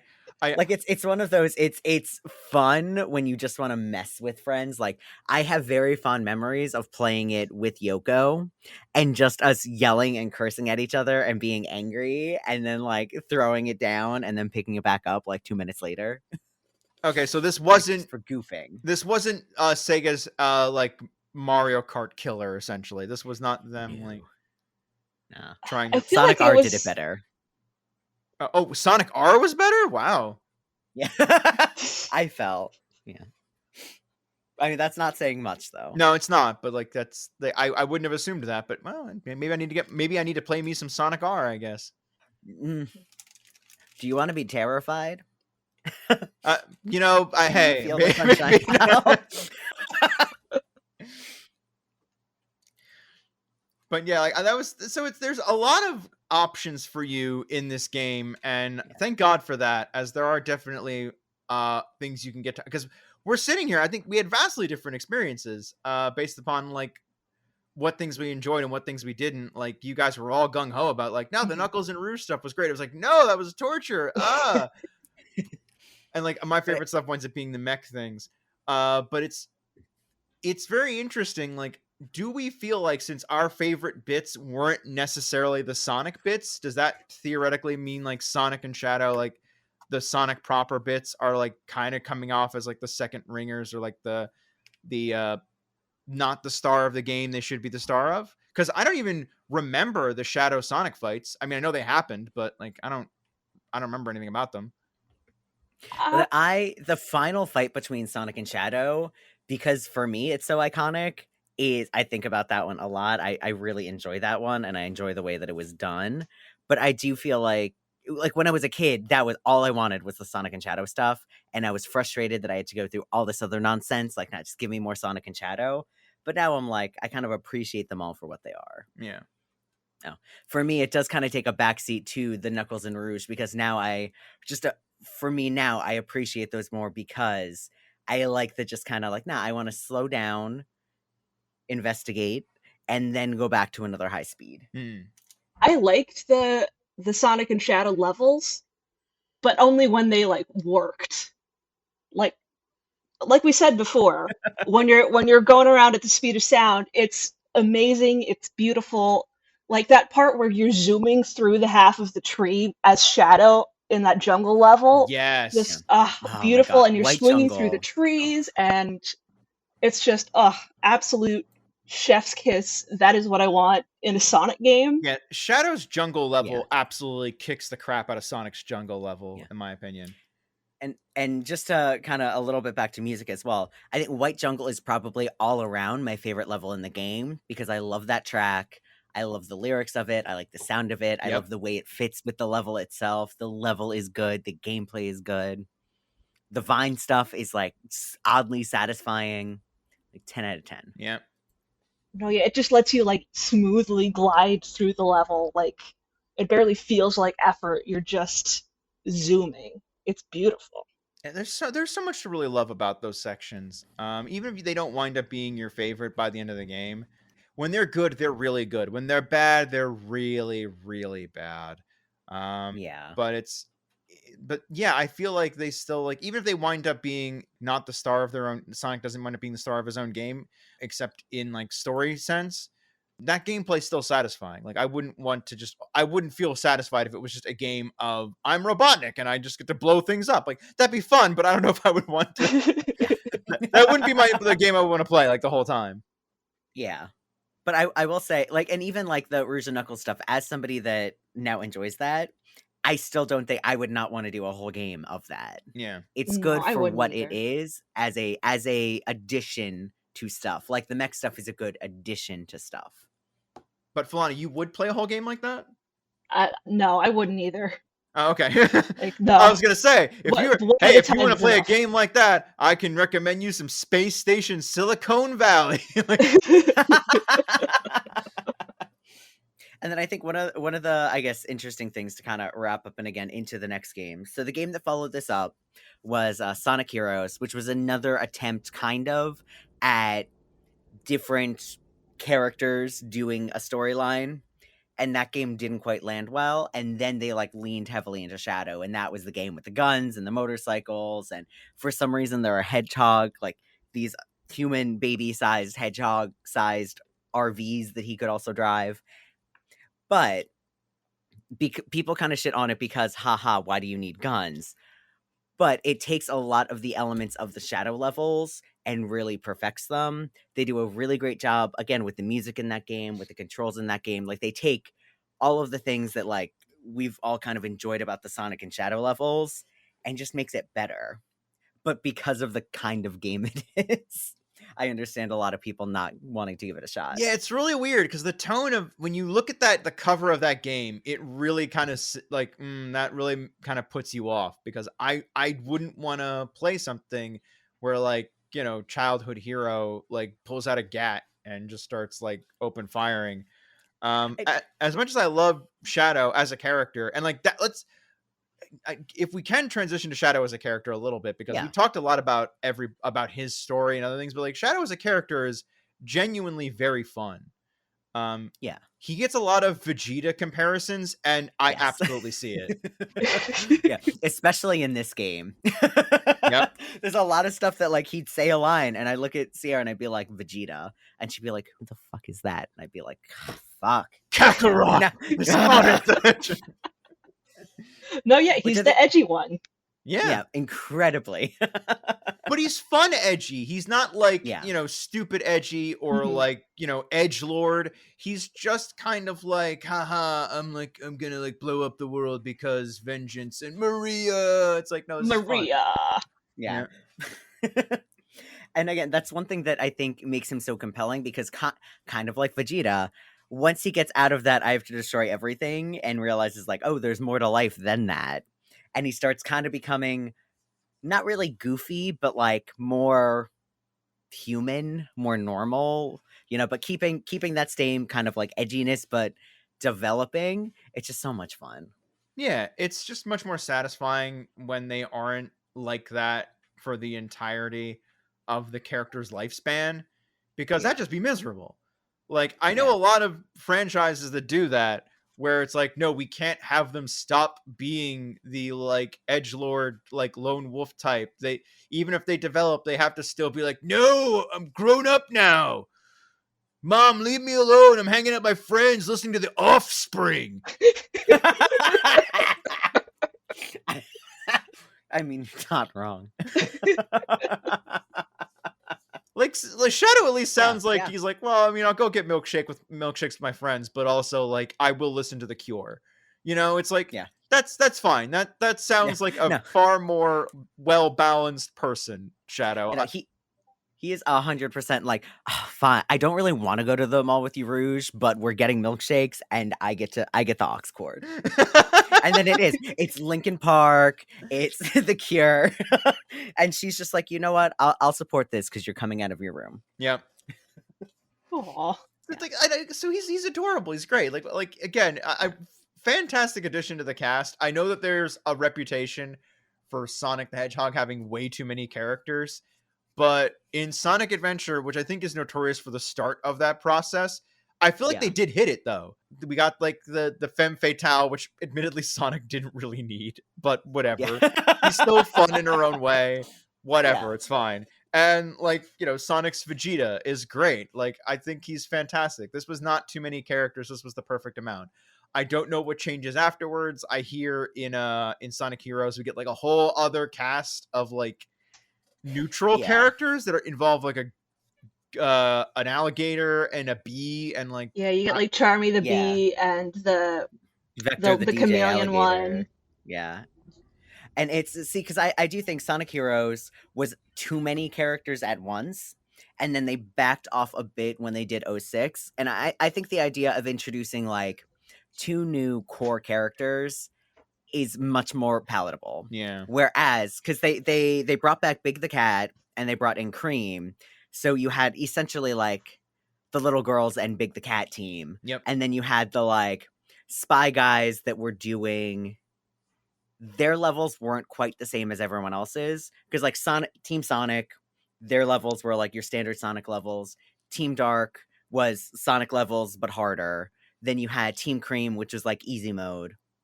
Like the one that you put like your little sister on, your little brother on, so that they can actually beat the game. And then you had I don't remember what team name they gave them, but essentially Chaotix, and they were doing like weird collect missions, and you had to beat each one of them in order to unlock the final story. And most people just did not like the way that SPO's team was. Gotcha. Which is understandable, because it was like too much at once. And then you also don't necessarily want to have to go through the easy mode, you know. But the thing that I like about this is that those are 2 different paths that are very different. Not very different. They're different games. They're different levels. I'm not going through the same thing, except for the temple. I think was one, and like another one of the space ones. Like a couple of the more explory levels, like you had with Rouge and Knuckles, were repeated, but none of the other stuff. Then when you get to like Sonic 06, then they introduced Blaze and Silver, which were essentially the new Shadow and Rouge. Yeah. And they double down on like, no, Rouge has enough titty for the rest of the franchise. So we're going to literally give this cat a cup size complex, because she has an A chest and she hates it. Oh, no. Like that, you don't need that. Okay. Oh no, that was a choice, huh? Yeah, that was a choice. Is that really a thing? Really? Like, yeah, it's mostly in supplemental things. In one of the like shorter, like one of the like handheld games, I think there's like an offhanded reference to it, and then it's like more like there's, I believe, a reference in the Archie comics as well. And then fan just kind of ran with it. oh. But it was like one of those weird asides where it's like, you didn't need to do that. Like, because that's fine. Because that's the weird thing about these characters is like there's not a ton of characterization besides the broad amounts of characterization. So any little quirk is going to get blown up to huge flanderization because Yeah. it's all we got. So if Blaze the Cat makes one comment about like, I wish my boobs were bigger, fuck you, Rouge, like, then that's her whole character is, I wish I had big titty. Well, I mean, to be fair, it wasn't directly in the context of Rouge, but it, you know, you look at one character being like, I feel bad that my chest is small, and then Rouge is right there. Yeah, Rouge You're is gonna right be like, there. okay. She's right there. She's right there. I will invent this machine and I will get half of your booba. Totally Spies did that. They were ahead of their time. Oh, but God. that's a whole other thing. You know what? We'll never get a time to talk about Totally Spies again, but let's talk about this cartoon that was like really funny, but also like, guys, weird. Yeah, who was making this fetish not porn for kids? There's a lot of weird stuff about feet and body inflation and like cat people, and it was like there's so much in this show. What is happening? Like, you got a green light to make this a cartoon for kids. What happened? Where did we go wrong as a society? But it's like, the problem is the show's still really funny and it's still like kind of good, but like then it'll just do something really weird and you're like, oh man, I don't know if I should watch this anymore. Yeah. It's charming until it isn't. Yep. It's charming until you're old enough to realize that it isn't. Yeah.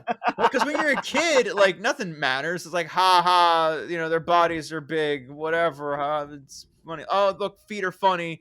Oh, man. Did we learn some connotation to that over the years about how, like, you know, guys, maybe feet aren't as funny as we thought they were. Maybe like iCarly, I thought feet humor was like a top peak because of iCarly, and then I got older and I'm like, what is this? No, it turns out Dan Schneider's really weird. Yeah. Yo, feet was a big thing on Nickelodeon before iCarly. That like Nickelodeon would often have its logo in a foot. Like, they were trying to hammer home, guys, feet are funny, and like they're not though. Like they're and that was not the reason you were hammering this home, sir. Yeah. No, a lot of that's Dan Schneider. Yeah. Yep. Oh God. All right, like wild tangent, we know. But like, listen, guys, Sonic the Hedgehog makes you think of some really weird stuff because because the thing is, I could connect this back to the Sonic fandom, but I'm actively choosing not to. Oh no, yes, we know. No, we know. We're gonna leave it. Yeah, you can imagine one of the biggest it is actually things. fine to leave it because I would say like because we all know why there is like because Sonic is the fandom itself is often very closely connected to a lot of fetishized things. Nothing we have to go into particular, and we're not just talking about furries because that's not. Yeah, Sonic fans are a different category of fur. Like they're typically not even roped in with furries. Often. No, they're typically not. They're two very different groups. Yeah, because you can be a Sonic fan without being a furry. And I'm really curious. Is this where it started? Is Sonic Adventure 2 where it started, or was it Sonic Adventure, or was it even the Genesis games? Because like. I don't remember, maybe because I was young, I don't remember Sonic having that big, like, weirdos who have, like, a very particular taste in porn are interested in Sonic. I don't remember that until, like, high school, and that was definitely after Sonic Adventure 2. And I don't want to put this all on Rouge. It's not all her fault, but... And I will say, it's as far as... that side of the community goes, Shadow is very popular there as well. Yeah. So you could pin it on this game, and it's not inherently because haha big boobies. No. It's big boobies and edgy hot guy. I think you're absolutely right. And I think part of that also could be attributed to it was around the time that a lot of people, because Sonic was kind of for teens, but you got a lot of tweens that were into it. And then around the time of Sonic Adventure 2, a lot of these kids were probably for sure coming into their teens and feeling weird things. And you just form weird communities. Yeah. And then you just get on DeviantArt and draw some OCs. Because DeviantArt was also getting really, really big around that time of, you know, it's more so like Heroes, Shadow the Hedgehog. But yeah. Guys. Same kind of kids. To the audience. You like this is an absolute game. This is a thing that is real and you can play it. Go ahead and type in your name in Google Images with Sonic OC next to it, there will be a character with your name that is someone's Sonic OC that exists out there in the earth. It happened. Like I've done it. I went out there and went and Google searched my name with Sonic OC, and we got like a couple different results. And I was like, wow, check this out. Someone decided they were going to name their Sonic OC this. And especially after Sonic Forces, like there's been an explosion. So even if you think you have an odd name, guaranteed. Or an incredibly common one. Trust me, there's going to be Frank the Hedgehog is out there somewhere, or Billy the Echidna. I'm sure it's a thing. Yeah, doesn't work for me. Yeah. Yeah. I'm a notable exception. Oh no! Because I was so surprised when mine worked. Because I'm like, no one's going to name their character Alphonse. Oh no, wait, there's two. All right. Yeah. See, Lana, if you go with Lana instead of Philana, there is actually a well-known one, a well-documented Lana the Hedgehog. But yeah, but no Philana. Yeah, I agree with you 100% that this is definitely born of the really cool, hot, edgy guy, but edgy in the good way, edgy in the hot way, not the I make jokes that are questionable, therefore I'm edgy kind of way. That sells pretty hard. Like Shadow came in with a really cool aesthetic and I'm an actual bad boy kind of thing going for him. Like you feel for him. I love this character. I thought he was a joke, a meme for forever, and then all of a sudden I was like, no, he's actually really cool. Combine that with sexy bat chick like Big Booba, like absolutely I could see how this happens. I will say, you know what my introduction to these characters were like way back in the day? Like I never knew who Rouge the Bat was until this. What? I read about Rouge the Bat in a Teen Titans fan fiction. Where Starfire decides I'm gonna dress like Rouge the Bat, and I'm like, what are they talking? Oh, well, all right then. But I think that also, again, I'm not trying to psychoanalyze a portion of gamers. I'm not psychoanalyzing the Sonic fan base. No, of course not. No.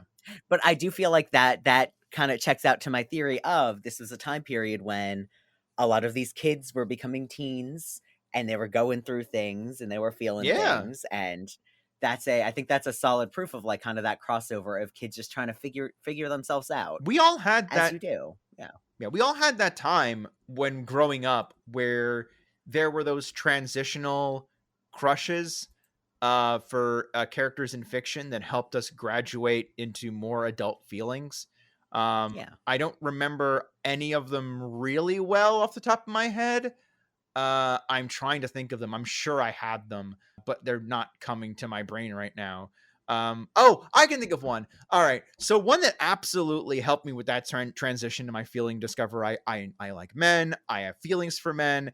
And in that teenage years of like sort of really figuring myself out, Yami Bakura from Yu-Gi-Oh was influential to me, like coming out and like growing into my sexuality and like, oh my gosh, we've all had those moments from like kid shows where like and then you go out and you look into the fandoms or online for these fan fictions and stuff. So you can like sort of, I'm not alone in these feelings and I'm growing into that more adult. And eventually like you grow up and you're like, haha, wasn't that funny when I crushed on that cartoon character? And I will, because again, I was very young. One of my best friends was obsessed with Sailor Moon. I was of the age range of Chibiusa when the show was on the air. And having those couple of episodes where you got to see her aged up and then later on in the franchise seeing her older and kind of getting to grow with her character, like that was definitely a thing for me. And again, that's just kind of that one of those, you kind of grow up with these characters or you're viewing these characters in those ages, and you're just kind of like, yes. But I know a lot of people that kind of came into realizing that they were some kind of at least bisexual because of Yu-Gi-Oh. Yeah. Oh, Yu-Gi-Oh. My Valentine was my girl. Yeah. What's really strange is like there's a lot of gay icon material, but Yu-Gi-Oh is so often associated with like bi icon stuff. Like, yeah. But you have Pegasus. I mean, look at him. Yeah. And then there is the power dynamic of My Valentine and Joey. Yeah. Joey Wheeler. because It's true. you could really like ship a lot of those characters, and it all kind of worked. But yet, for some reason, everybody hated Taya, and I don't know where that came That was the from. dub's fault. That was 100% the dub's fault.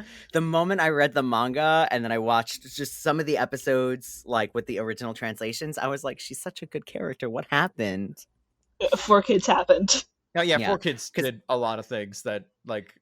Listen, 4Kids is not a to beyond guys. Like even No. beyond the doing crappy dubs of stuff, and even doing crappy Sonic dubs, to But bring it listen- around to Sonic the Hedgehog. Is 4Kids is not a good company. Was not a good company. They did very shady things. To not necessarily bad people. Yeah, but they did bring Mike Pollock as Eggman, who has persisted ever since. Yeah, And that is one of the only good thing 4Kids has ever done. yeah, because like That, and I do think Jason Griffith was a great Shadow.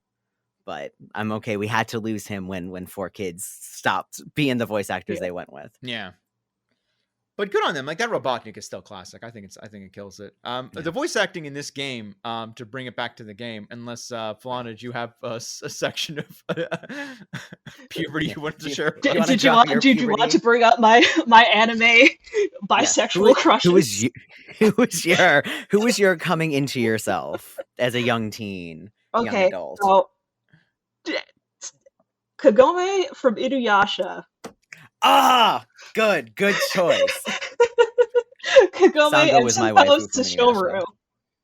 Because of Yeah. course Sesshomaru. Yeah, I'm not gonna fault you on that one. So Shomaru was I had a wall scroll of Shishomaru in my bedroom. I think I still might actually for years. And like no one questioned that. Like, hey, why do you have like this like Bishonen character up on your wall, Al? Like, I just think he's neat. Yeah, exactly.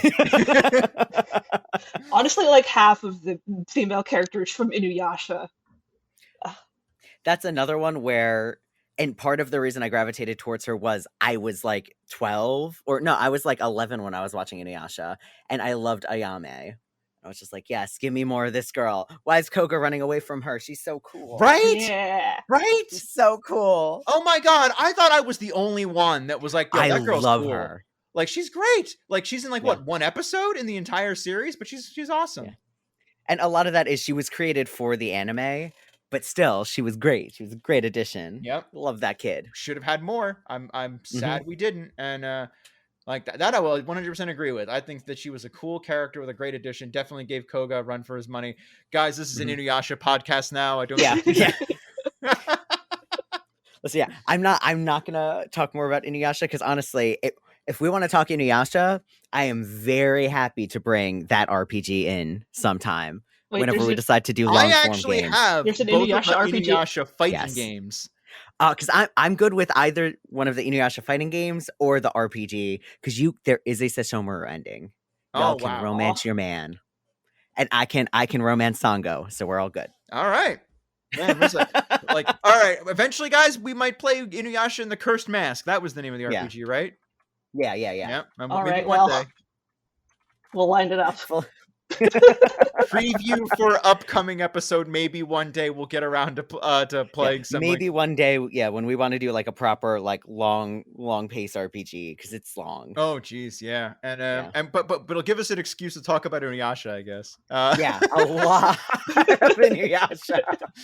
Because apparently we all really want to do that because we're steering this Sonic Adventure episode. Having the long digression. Sonic of who? Inuyasha. Yeah.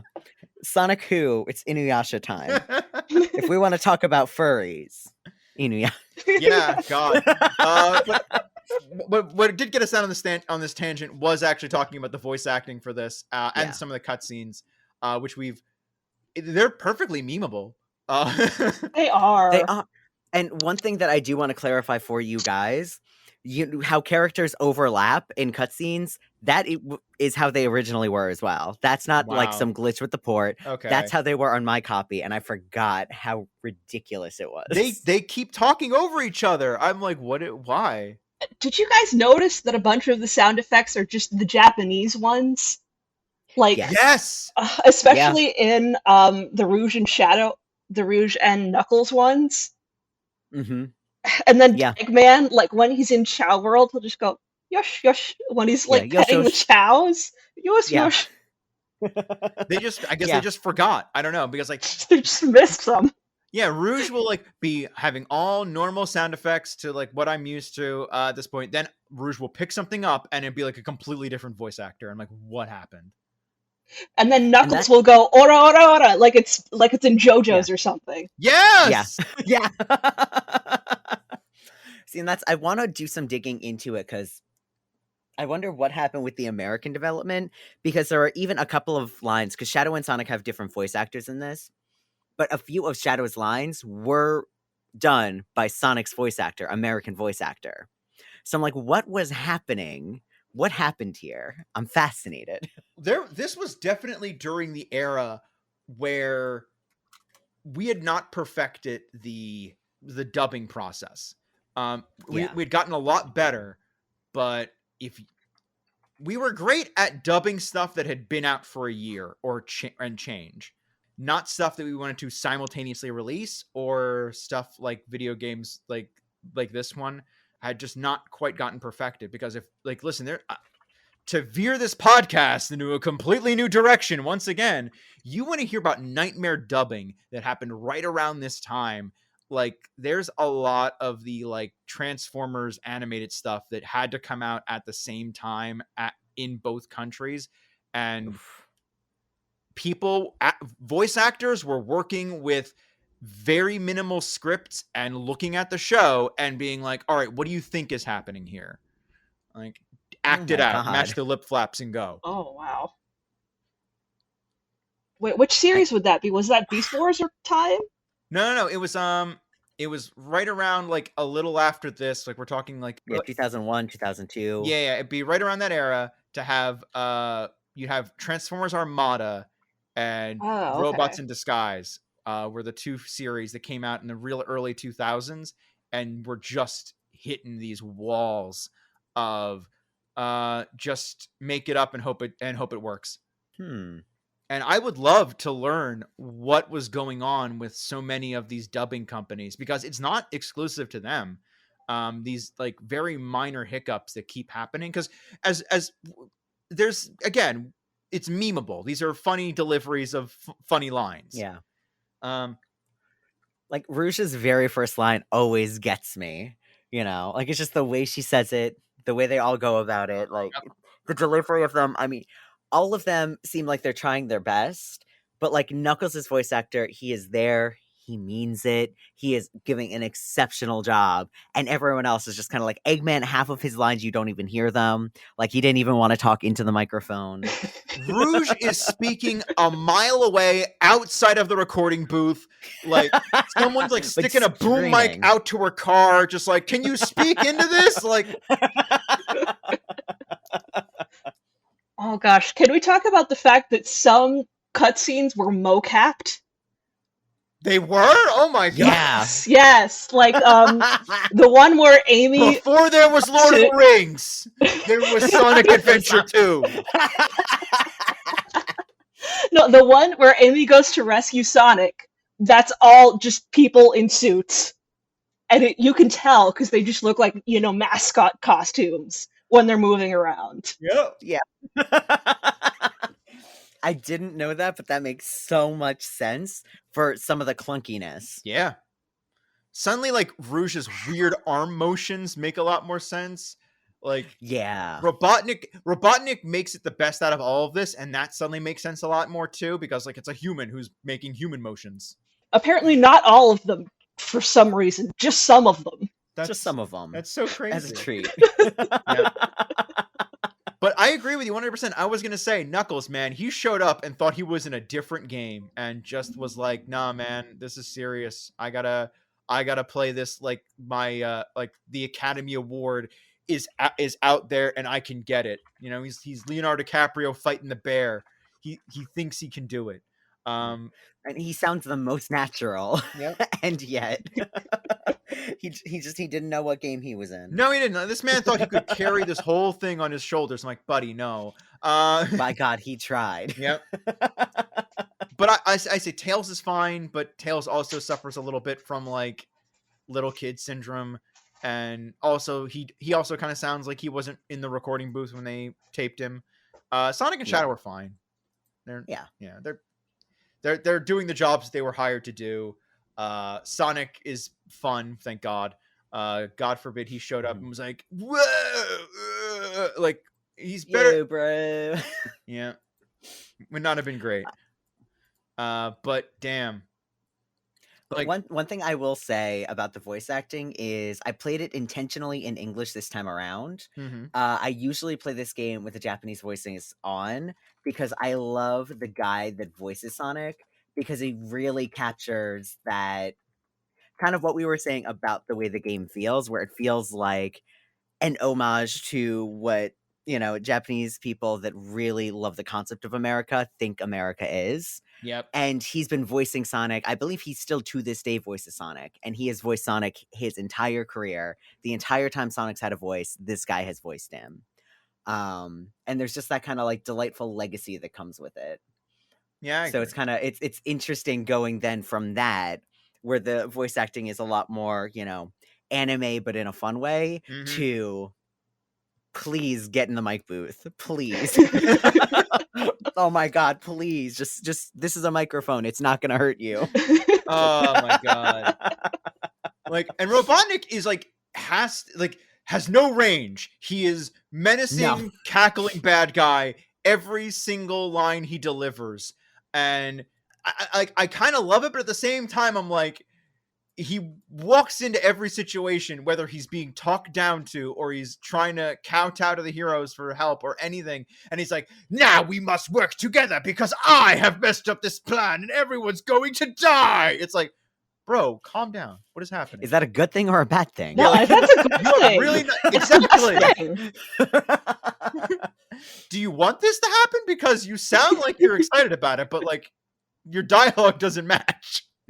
Because like the way that he specifically says in that beginning cutscene where they're all like, "Oh, we have to work together," where he's like, "Oh, my grandfather was a genius. He just wants to blow up the world." We're like, "Okay, so are you helping or Are you into this?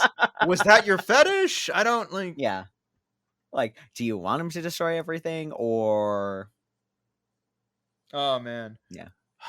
But like, there's again, this has been such a polarizing experience because we definitely have, more so than the other games we've played, things that we just like. This was not a purely fun experience like the other games were that we went through. This was a genuine mixed bag of stuff from like even us talking about the voice acting and the cutscenes and stuff. Like the dialogue is all over the place, the performances are all over the place, literally all over the place. People weren't even in the goddamn booth. Yeah. But Yeah, this is They were recording over Skype, back in. See, and I think the thing that is most fun for me is that even though it wasn't the best experience, like you guys are not rushing to like 100% complete this game and get back into it, but despite all of the flaws, there still was fun there. Yeah, It's not the best game ever, but it sounds like you guys did have fun with at least most aspects. And I mean, there are levels that I will go back to. Like, I know I'm going to go back and play, like, the City Escape yeah. and like, White Jungle. Man, like that, one of my favorite things, just one last little aside, the demo disc for Sonic Adventure 2 is just City Escape. So if I'm ever just feeling like playing City Escape, I can just pop that in, not even have to worry about anything else. Just go in, escape the city, and then I'm done. Hell yeah. It's nice and contained. Oh, yeah. I just it was very strange for me as I went into this. I was very excited to play this because I really loved the first one. I thought it was a very good, fun, and I was like, I could see the potential there, and I was pitched from the beginning, before this was ever a podcast, like way back in the day when I first bought this game many a moon ago, that this was going to be like, oh, that but better. And I was like, all right, well, this is probably the real game I want to play. This is probably the thing I'm excited to go through and find out that it isn't the holy grail of Sonic games that I thought it was really, I was very crestfallen to start with, but there was enough positive there that it it didn't become like a slog or a miserable experience. Like there were times I was miserable, but this was not a bad game. This is not a game I would say, oh, avoid this, don't play it. No, play it. It's worth experiencing. There's something about it, and again, I can't say this enough. Like when people told me this was the best of the franchise, or like, oh my God, it's absolutely awful. And to sit there and be like, no, you're both right. I can't reconcile it, because like that's what the experience is. And you have to decide which one of those you want to walk away with. And it's fine to walk away with it not being specifically not your favorite Sonic game, but also walking away and being like, I think it would be difficult to walk away without being able to see why people say that it's their favorite. Yeah. But I don't think it's the kind of thing where you have to, like, I don't think anybody should ever come at you if you go, I played it, but I didn't really enjoy it. Because I think that can be incredibly valid. Because if you only wanted to play it for, you know, kind of the pitch that you got, Al, where you wanted Sonic Adventure 1, but better, or you wanted more Sonic and Shadow stuff, and you just hated the Rouge stuff, you hated Knuckles, you hated the mech stuff, then you're not going to enjoy this game, and that's okay. Yeah. Play Sonic Heroes, I guess. Don't play Sonic Heroes. Play Shadow the Hedgehog. Play Shadow the Hedgehog and just don't pick up a gun. Because you don't have to. You could beat that game without touching a gun. There you go. Or better yet, just play Sonic Colors. Yeah, play Sonic Colors or actually Sonic Generations. That might be the game. There we go. All right. Like either one. There's a lot of great Sonic games out there. He does get kind of a bad rap, but he's sort of recovered from it a decent amount since then. I am. Forces kind of set things back again. Yeah. All right. Yeah, that's pretty fair. Yeah. But we had Mania, we had Generations, we had Colors. Like and the Boom games. The games for Sonic Boom were bad. Yeah, but like the cartoon was good. I would say this. Like, listen, he's got enough good, enough bad, and Sonic. What was it? We just said it. The one with the characters that you had to make, the personal Sonic games. Forces. Yeah, I would blame Forces as more of a online multiplayer kind of thing, not so much a Sonic problem. That's like a problem with the genre of game he was trying to break into. Which like wasn't right for him. It was like when Sonic did the RPG thing with Dark Brotherhood. It's like that's a weird game. You were talking about like it's a weird game, but I love that game. I'm sorry, Dark Brotherhood? Dark Brotherhood was like the RPG done by the guys that did Mass Effect, right? Yes, and they went out of their way. It was two of them sat down and were like, we need to make this game. And they pitched it to Sega, and Sega was like, I don't know. And they were like, no, please let us make this game.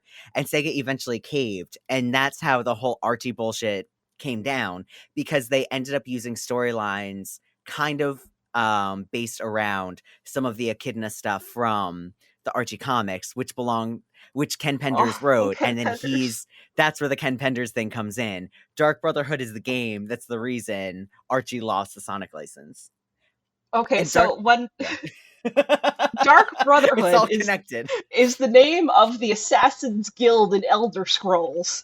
So when I heard Dark Brotherhood, I'm like, okay, Sonic the Hedgehog is a murderer now. Yeah. No, he's just in a somewhat ill-fitting RPG made by BioWare. So you can be like, and one of the interesting things about it is you can be mean, and you can also like kind of to a degree like shirk your responsibilities and just be like, nah, I want to go flirt with Rouge in front of everybody. Fuck you guys, bye. Like it's such a weird tone, because this is a Sonic game, but I think it actually got a T rating. No, it was still E, but it had weird kind of like, should this have been like an E10 kind of like weirdness to it, because it was BioWare that made it. Yep. It's so interesting. I really do want to play that. It's on my list of games to eventually buy, actually, is Dark Brotherhood, as that's just like it's fascinating. And again, maybe one day when we revisit the Sonic franchise, that'll be a game we tackle. But yeah.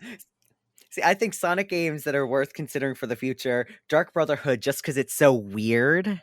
Shadow the Hedgehog, I think, could just be a fun, interesting thing. Yeah, that's also my list of games I want. Yeah.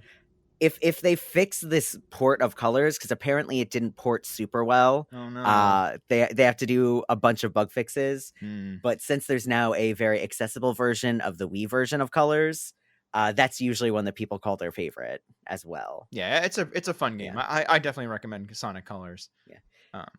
It's kind of like Mario Galaxy, but Sonic. Yeah, that's a good way of putting it. Kind of. And it's also one of the first games with the guy from Boom is in that, right? It's the first time that Roger Craig Smith voiced Sonic, and bit of both Resident Evil and Sonic nonsense. People were initially like Sonic fans because they have to complain about everything. Yeah. Initially started going into, because he was still voicing Chris Redfield at the time, went to Resident Evil panels to harass him and ask him questions, and he was just like, "Guys, this is a Comic-Con panel. Chill." But then eventually he got along well with them. Once Colors came out and people were like, "Oh no, he's doing a good job." And then Boom came out and everyone was like, "We're going to defend you with our lives." He eventually it got worked out. That's good. There's so much weird deep Sonic lore. There is a lot of like socially alone.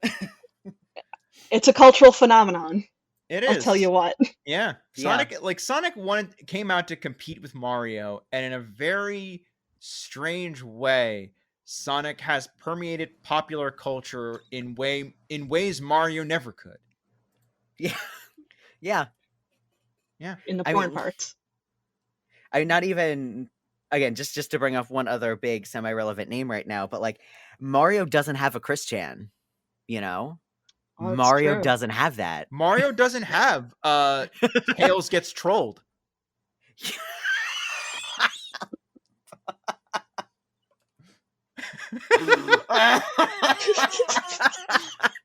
I'm so not mad right now. You're I'm gonna go home and have sex with my girlfriend. I'm so not mad right now.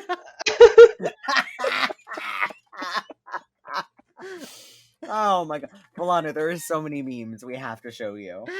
Like Yes, I give know them to you know me. this. I'm gonna show you just the face, and you will know. I guarantee you'll know this face.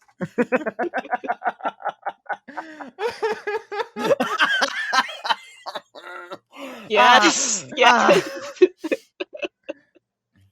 Like, and I mean, there's everything from like that to like nipples the enchilada. Mario Nipples the could enchilada. never. Nipples the enchilada. Oh god. Like, because that there's so much. There's stuff that people made. Because there are things that people made very seriously that like, no, that just became memes because the people making it took it so seriously. And then there were people making fun of those people by making their own stuff. And you couldn't tell the difference between who is memeing and who's being serious when they post these things. Like, who is the actual 8-year-old and then who's like the 16-year-old making fun of them.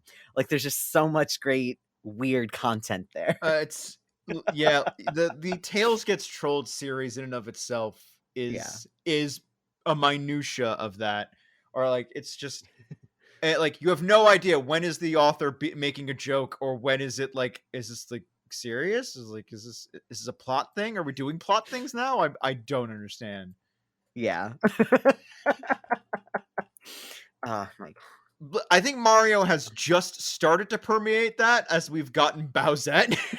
Yeah, I think Bowsette helped them, but there's still a lot they have to. Yep. They have to push through. Yep. Because Sonic, this has been like since day one.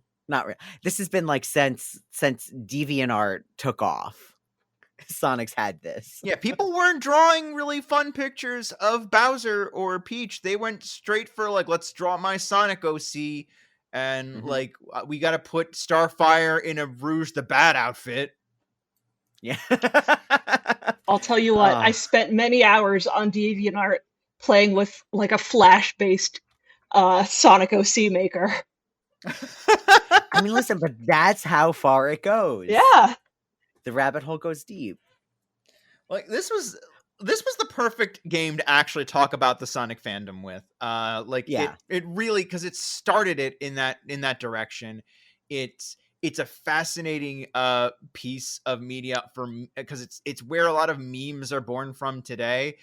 We've mentioned a couple times, but like, Eggman pisses on the moon. Like that's from the Sonic live dub, which if you haven't listened to is hysterical. I definitely, for most people getting into it, try to find one that people have condensed down Yeah. and then commit to the long one. Because if you go in, it's essentially live improv, live dubbing, and really great. But hook yourself in by watching clips first. Yep. Because Do it is long. Do Yeah. not go into the Sonic 06 dub like raw and just like that's a lot to chew on. And even I'm gonna say like they run out of steam somewhere in the middle of that. It picks back Yeah. up, but like you have to already be interested in just look up the Alpha Gamer clip. Like just watch that about like what's his name talking to Silver about being an alpha gamer. Like that's enough. Yeah. Got it. See that, and not to go back on 06. 06, a game that none of the pieces were there. Like, no, conceptually, great pieces all over, nothing connected together in the way it needed to, and the game also wasn't finished. No. So it has a bad rep for a reason, but there are some concepts that were really great. Like, there's so many like conspiracy theory options, like level kind of like weirdness in that. Like, one of the characters may not even really exist. They may just be a figment of another character's imagination. What? And that's such a cool concept that like fits in really, really well with the storyline of that character. But the game is a trash fire. Yeah, it is. Also, like And it's there are some weird ships from the 06 game that took off in a very what's the term for it? Mortitwai kind of way, where like for whatever reason oh like for whatever reason people were like, what if Blaze and Eggman were a thing? I'm like, but why though? but isn't this the game where Sonic kisses an anime girl? He does. Yeah. Yeah. So I think So, that I mean, that could be part of it. Yeah. Yeah. And there's a People lot are of like, but yeah. There's a lot with that very real, not very anime Final Fantasy looking anime girl with your cartoon hedgehog that looks really.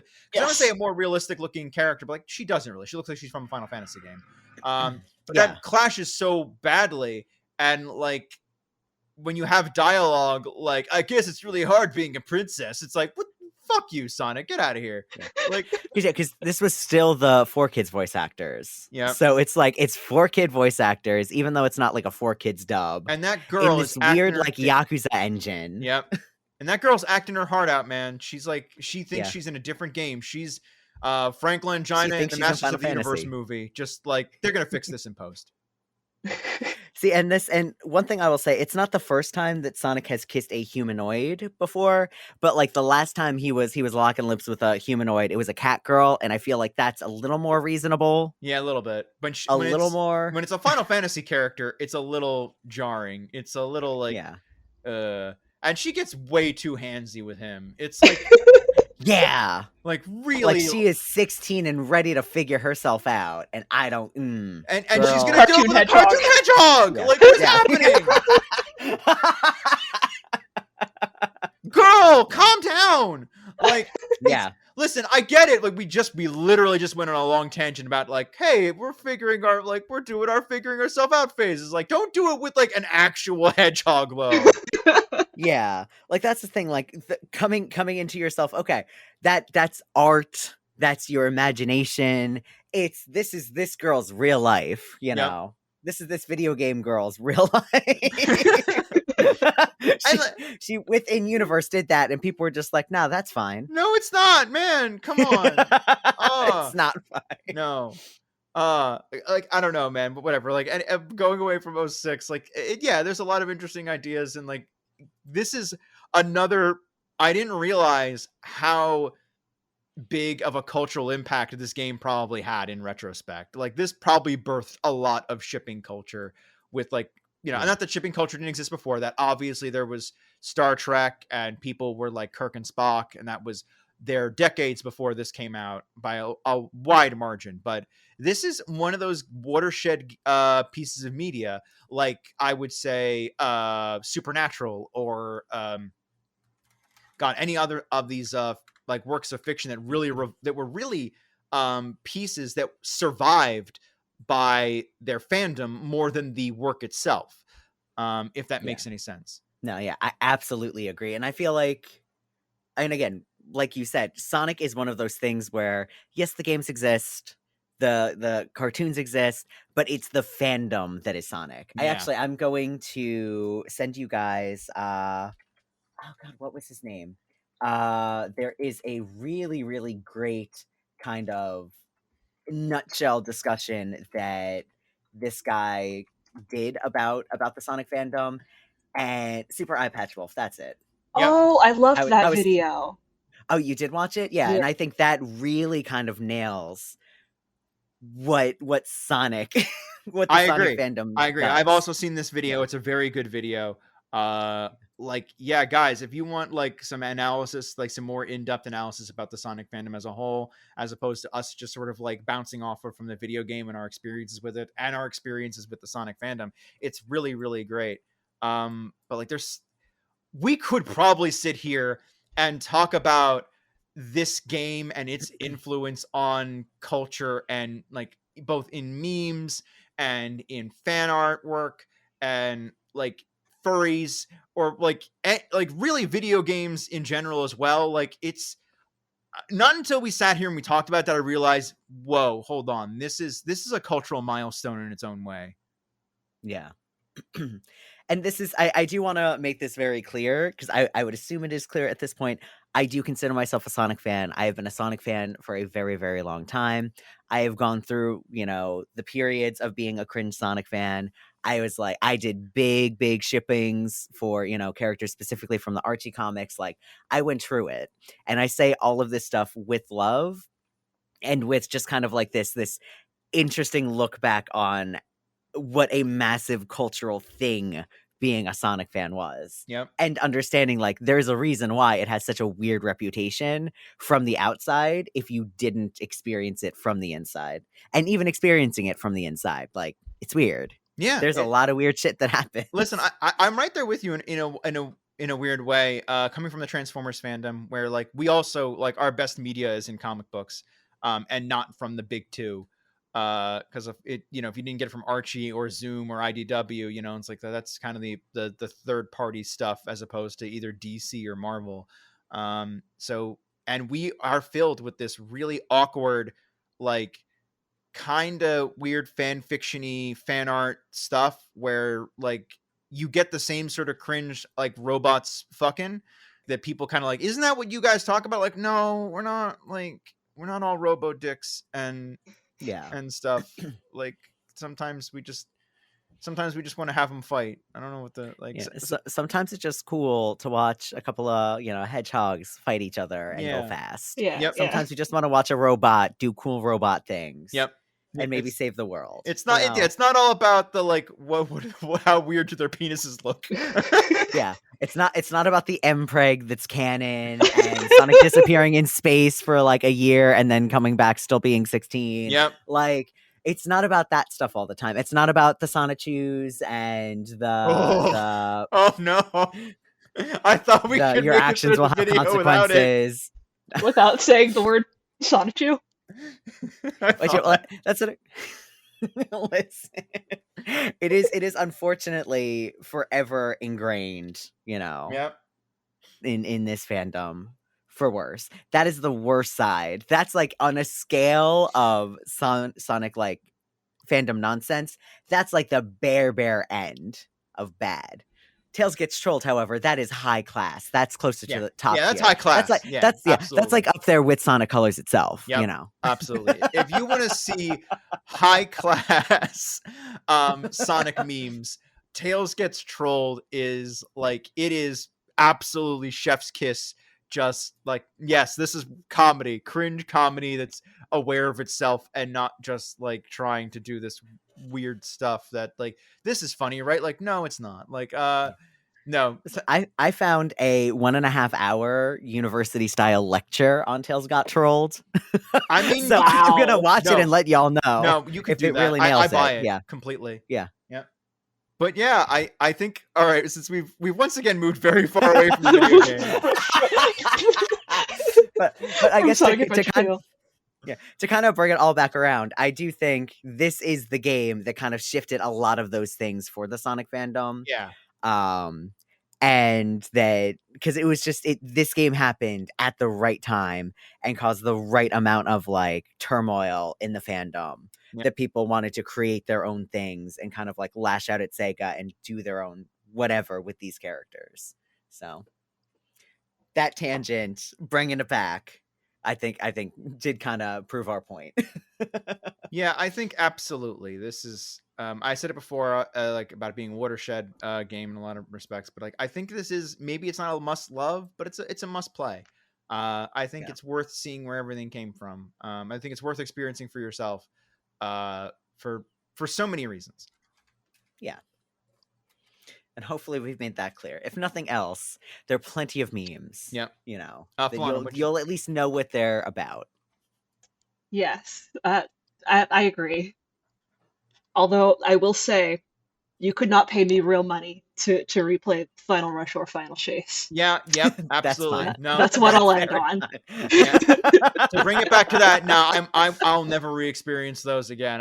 I'm quite happy never having to go through that again. I said that there were miserable moments. Yeah, those were them. Those would be they. That's fair. My partner described the sound effects in that level as what anxiety sounds like. And you know what? The constant what's it called, vertigo feeling that you get throughout that level is what having anxiety feels like. That's what an anxiety attack feels like. Oh my god! All right. I thought we were closing down, but like I thought we were. We can, but I think we didn't actually get to talk about that directly. So I think we can give it like a minute or two. Yeah. It's just, I don't.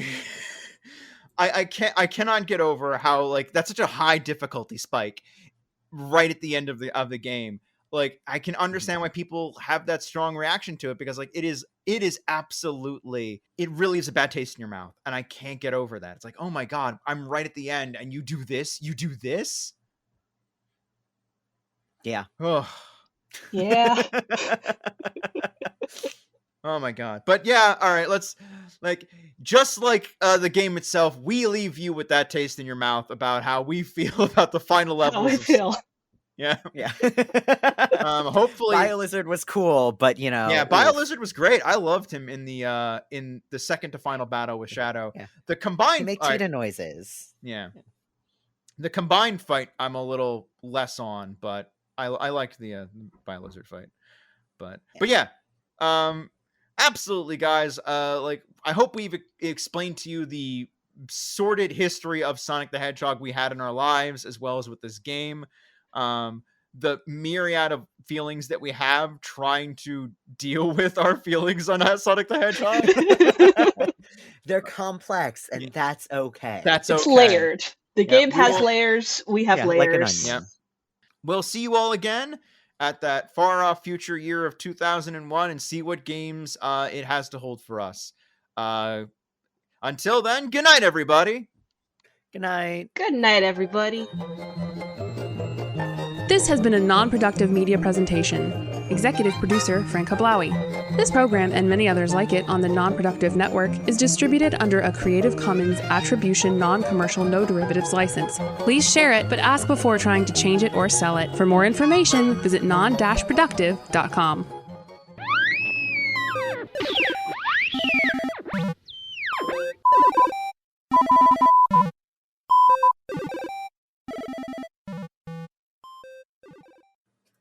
See, and one thing, this could be a bonus cut if Al decides to. Sega frustrates me greatly when it comes to putting their music on Spotify, because it took them years upon years upon years to decide, nah, we're willing to put the Yakuza soundtracks on. And then with Sonic, they for a while had like weird soundtracks up, but now they have like every off variation of each individual CD release they did for each individual game. So there's like 4 or 5 original soundtracks, Sonic Adventure 2, on Sega, because they did so many re-releases of it. Oh. Why? Stop. But are now they it's different? Too much. It's different. Well, you asked for it, so now it's gonna happen. Yeah. This has been a non-productive media presentation. Executive producer Franca Blaui.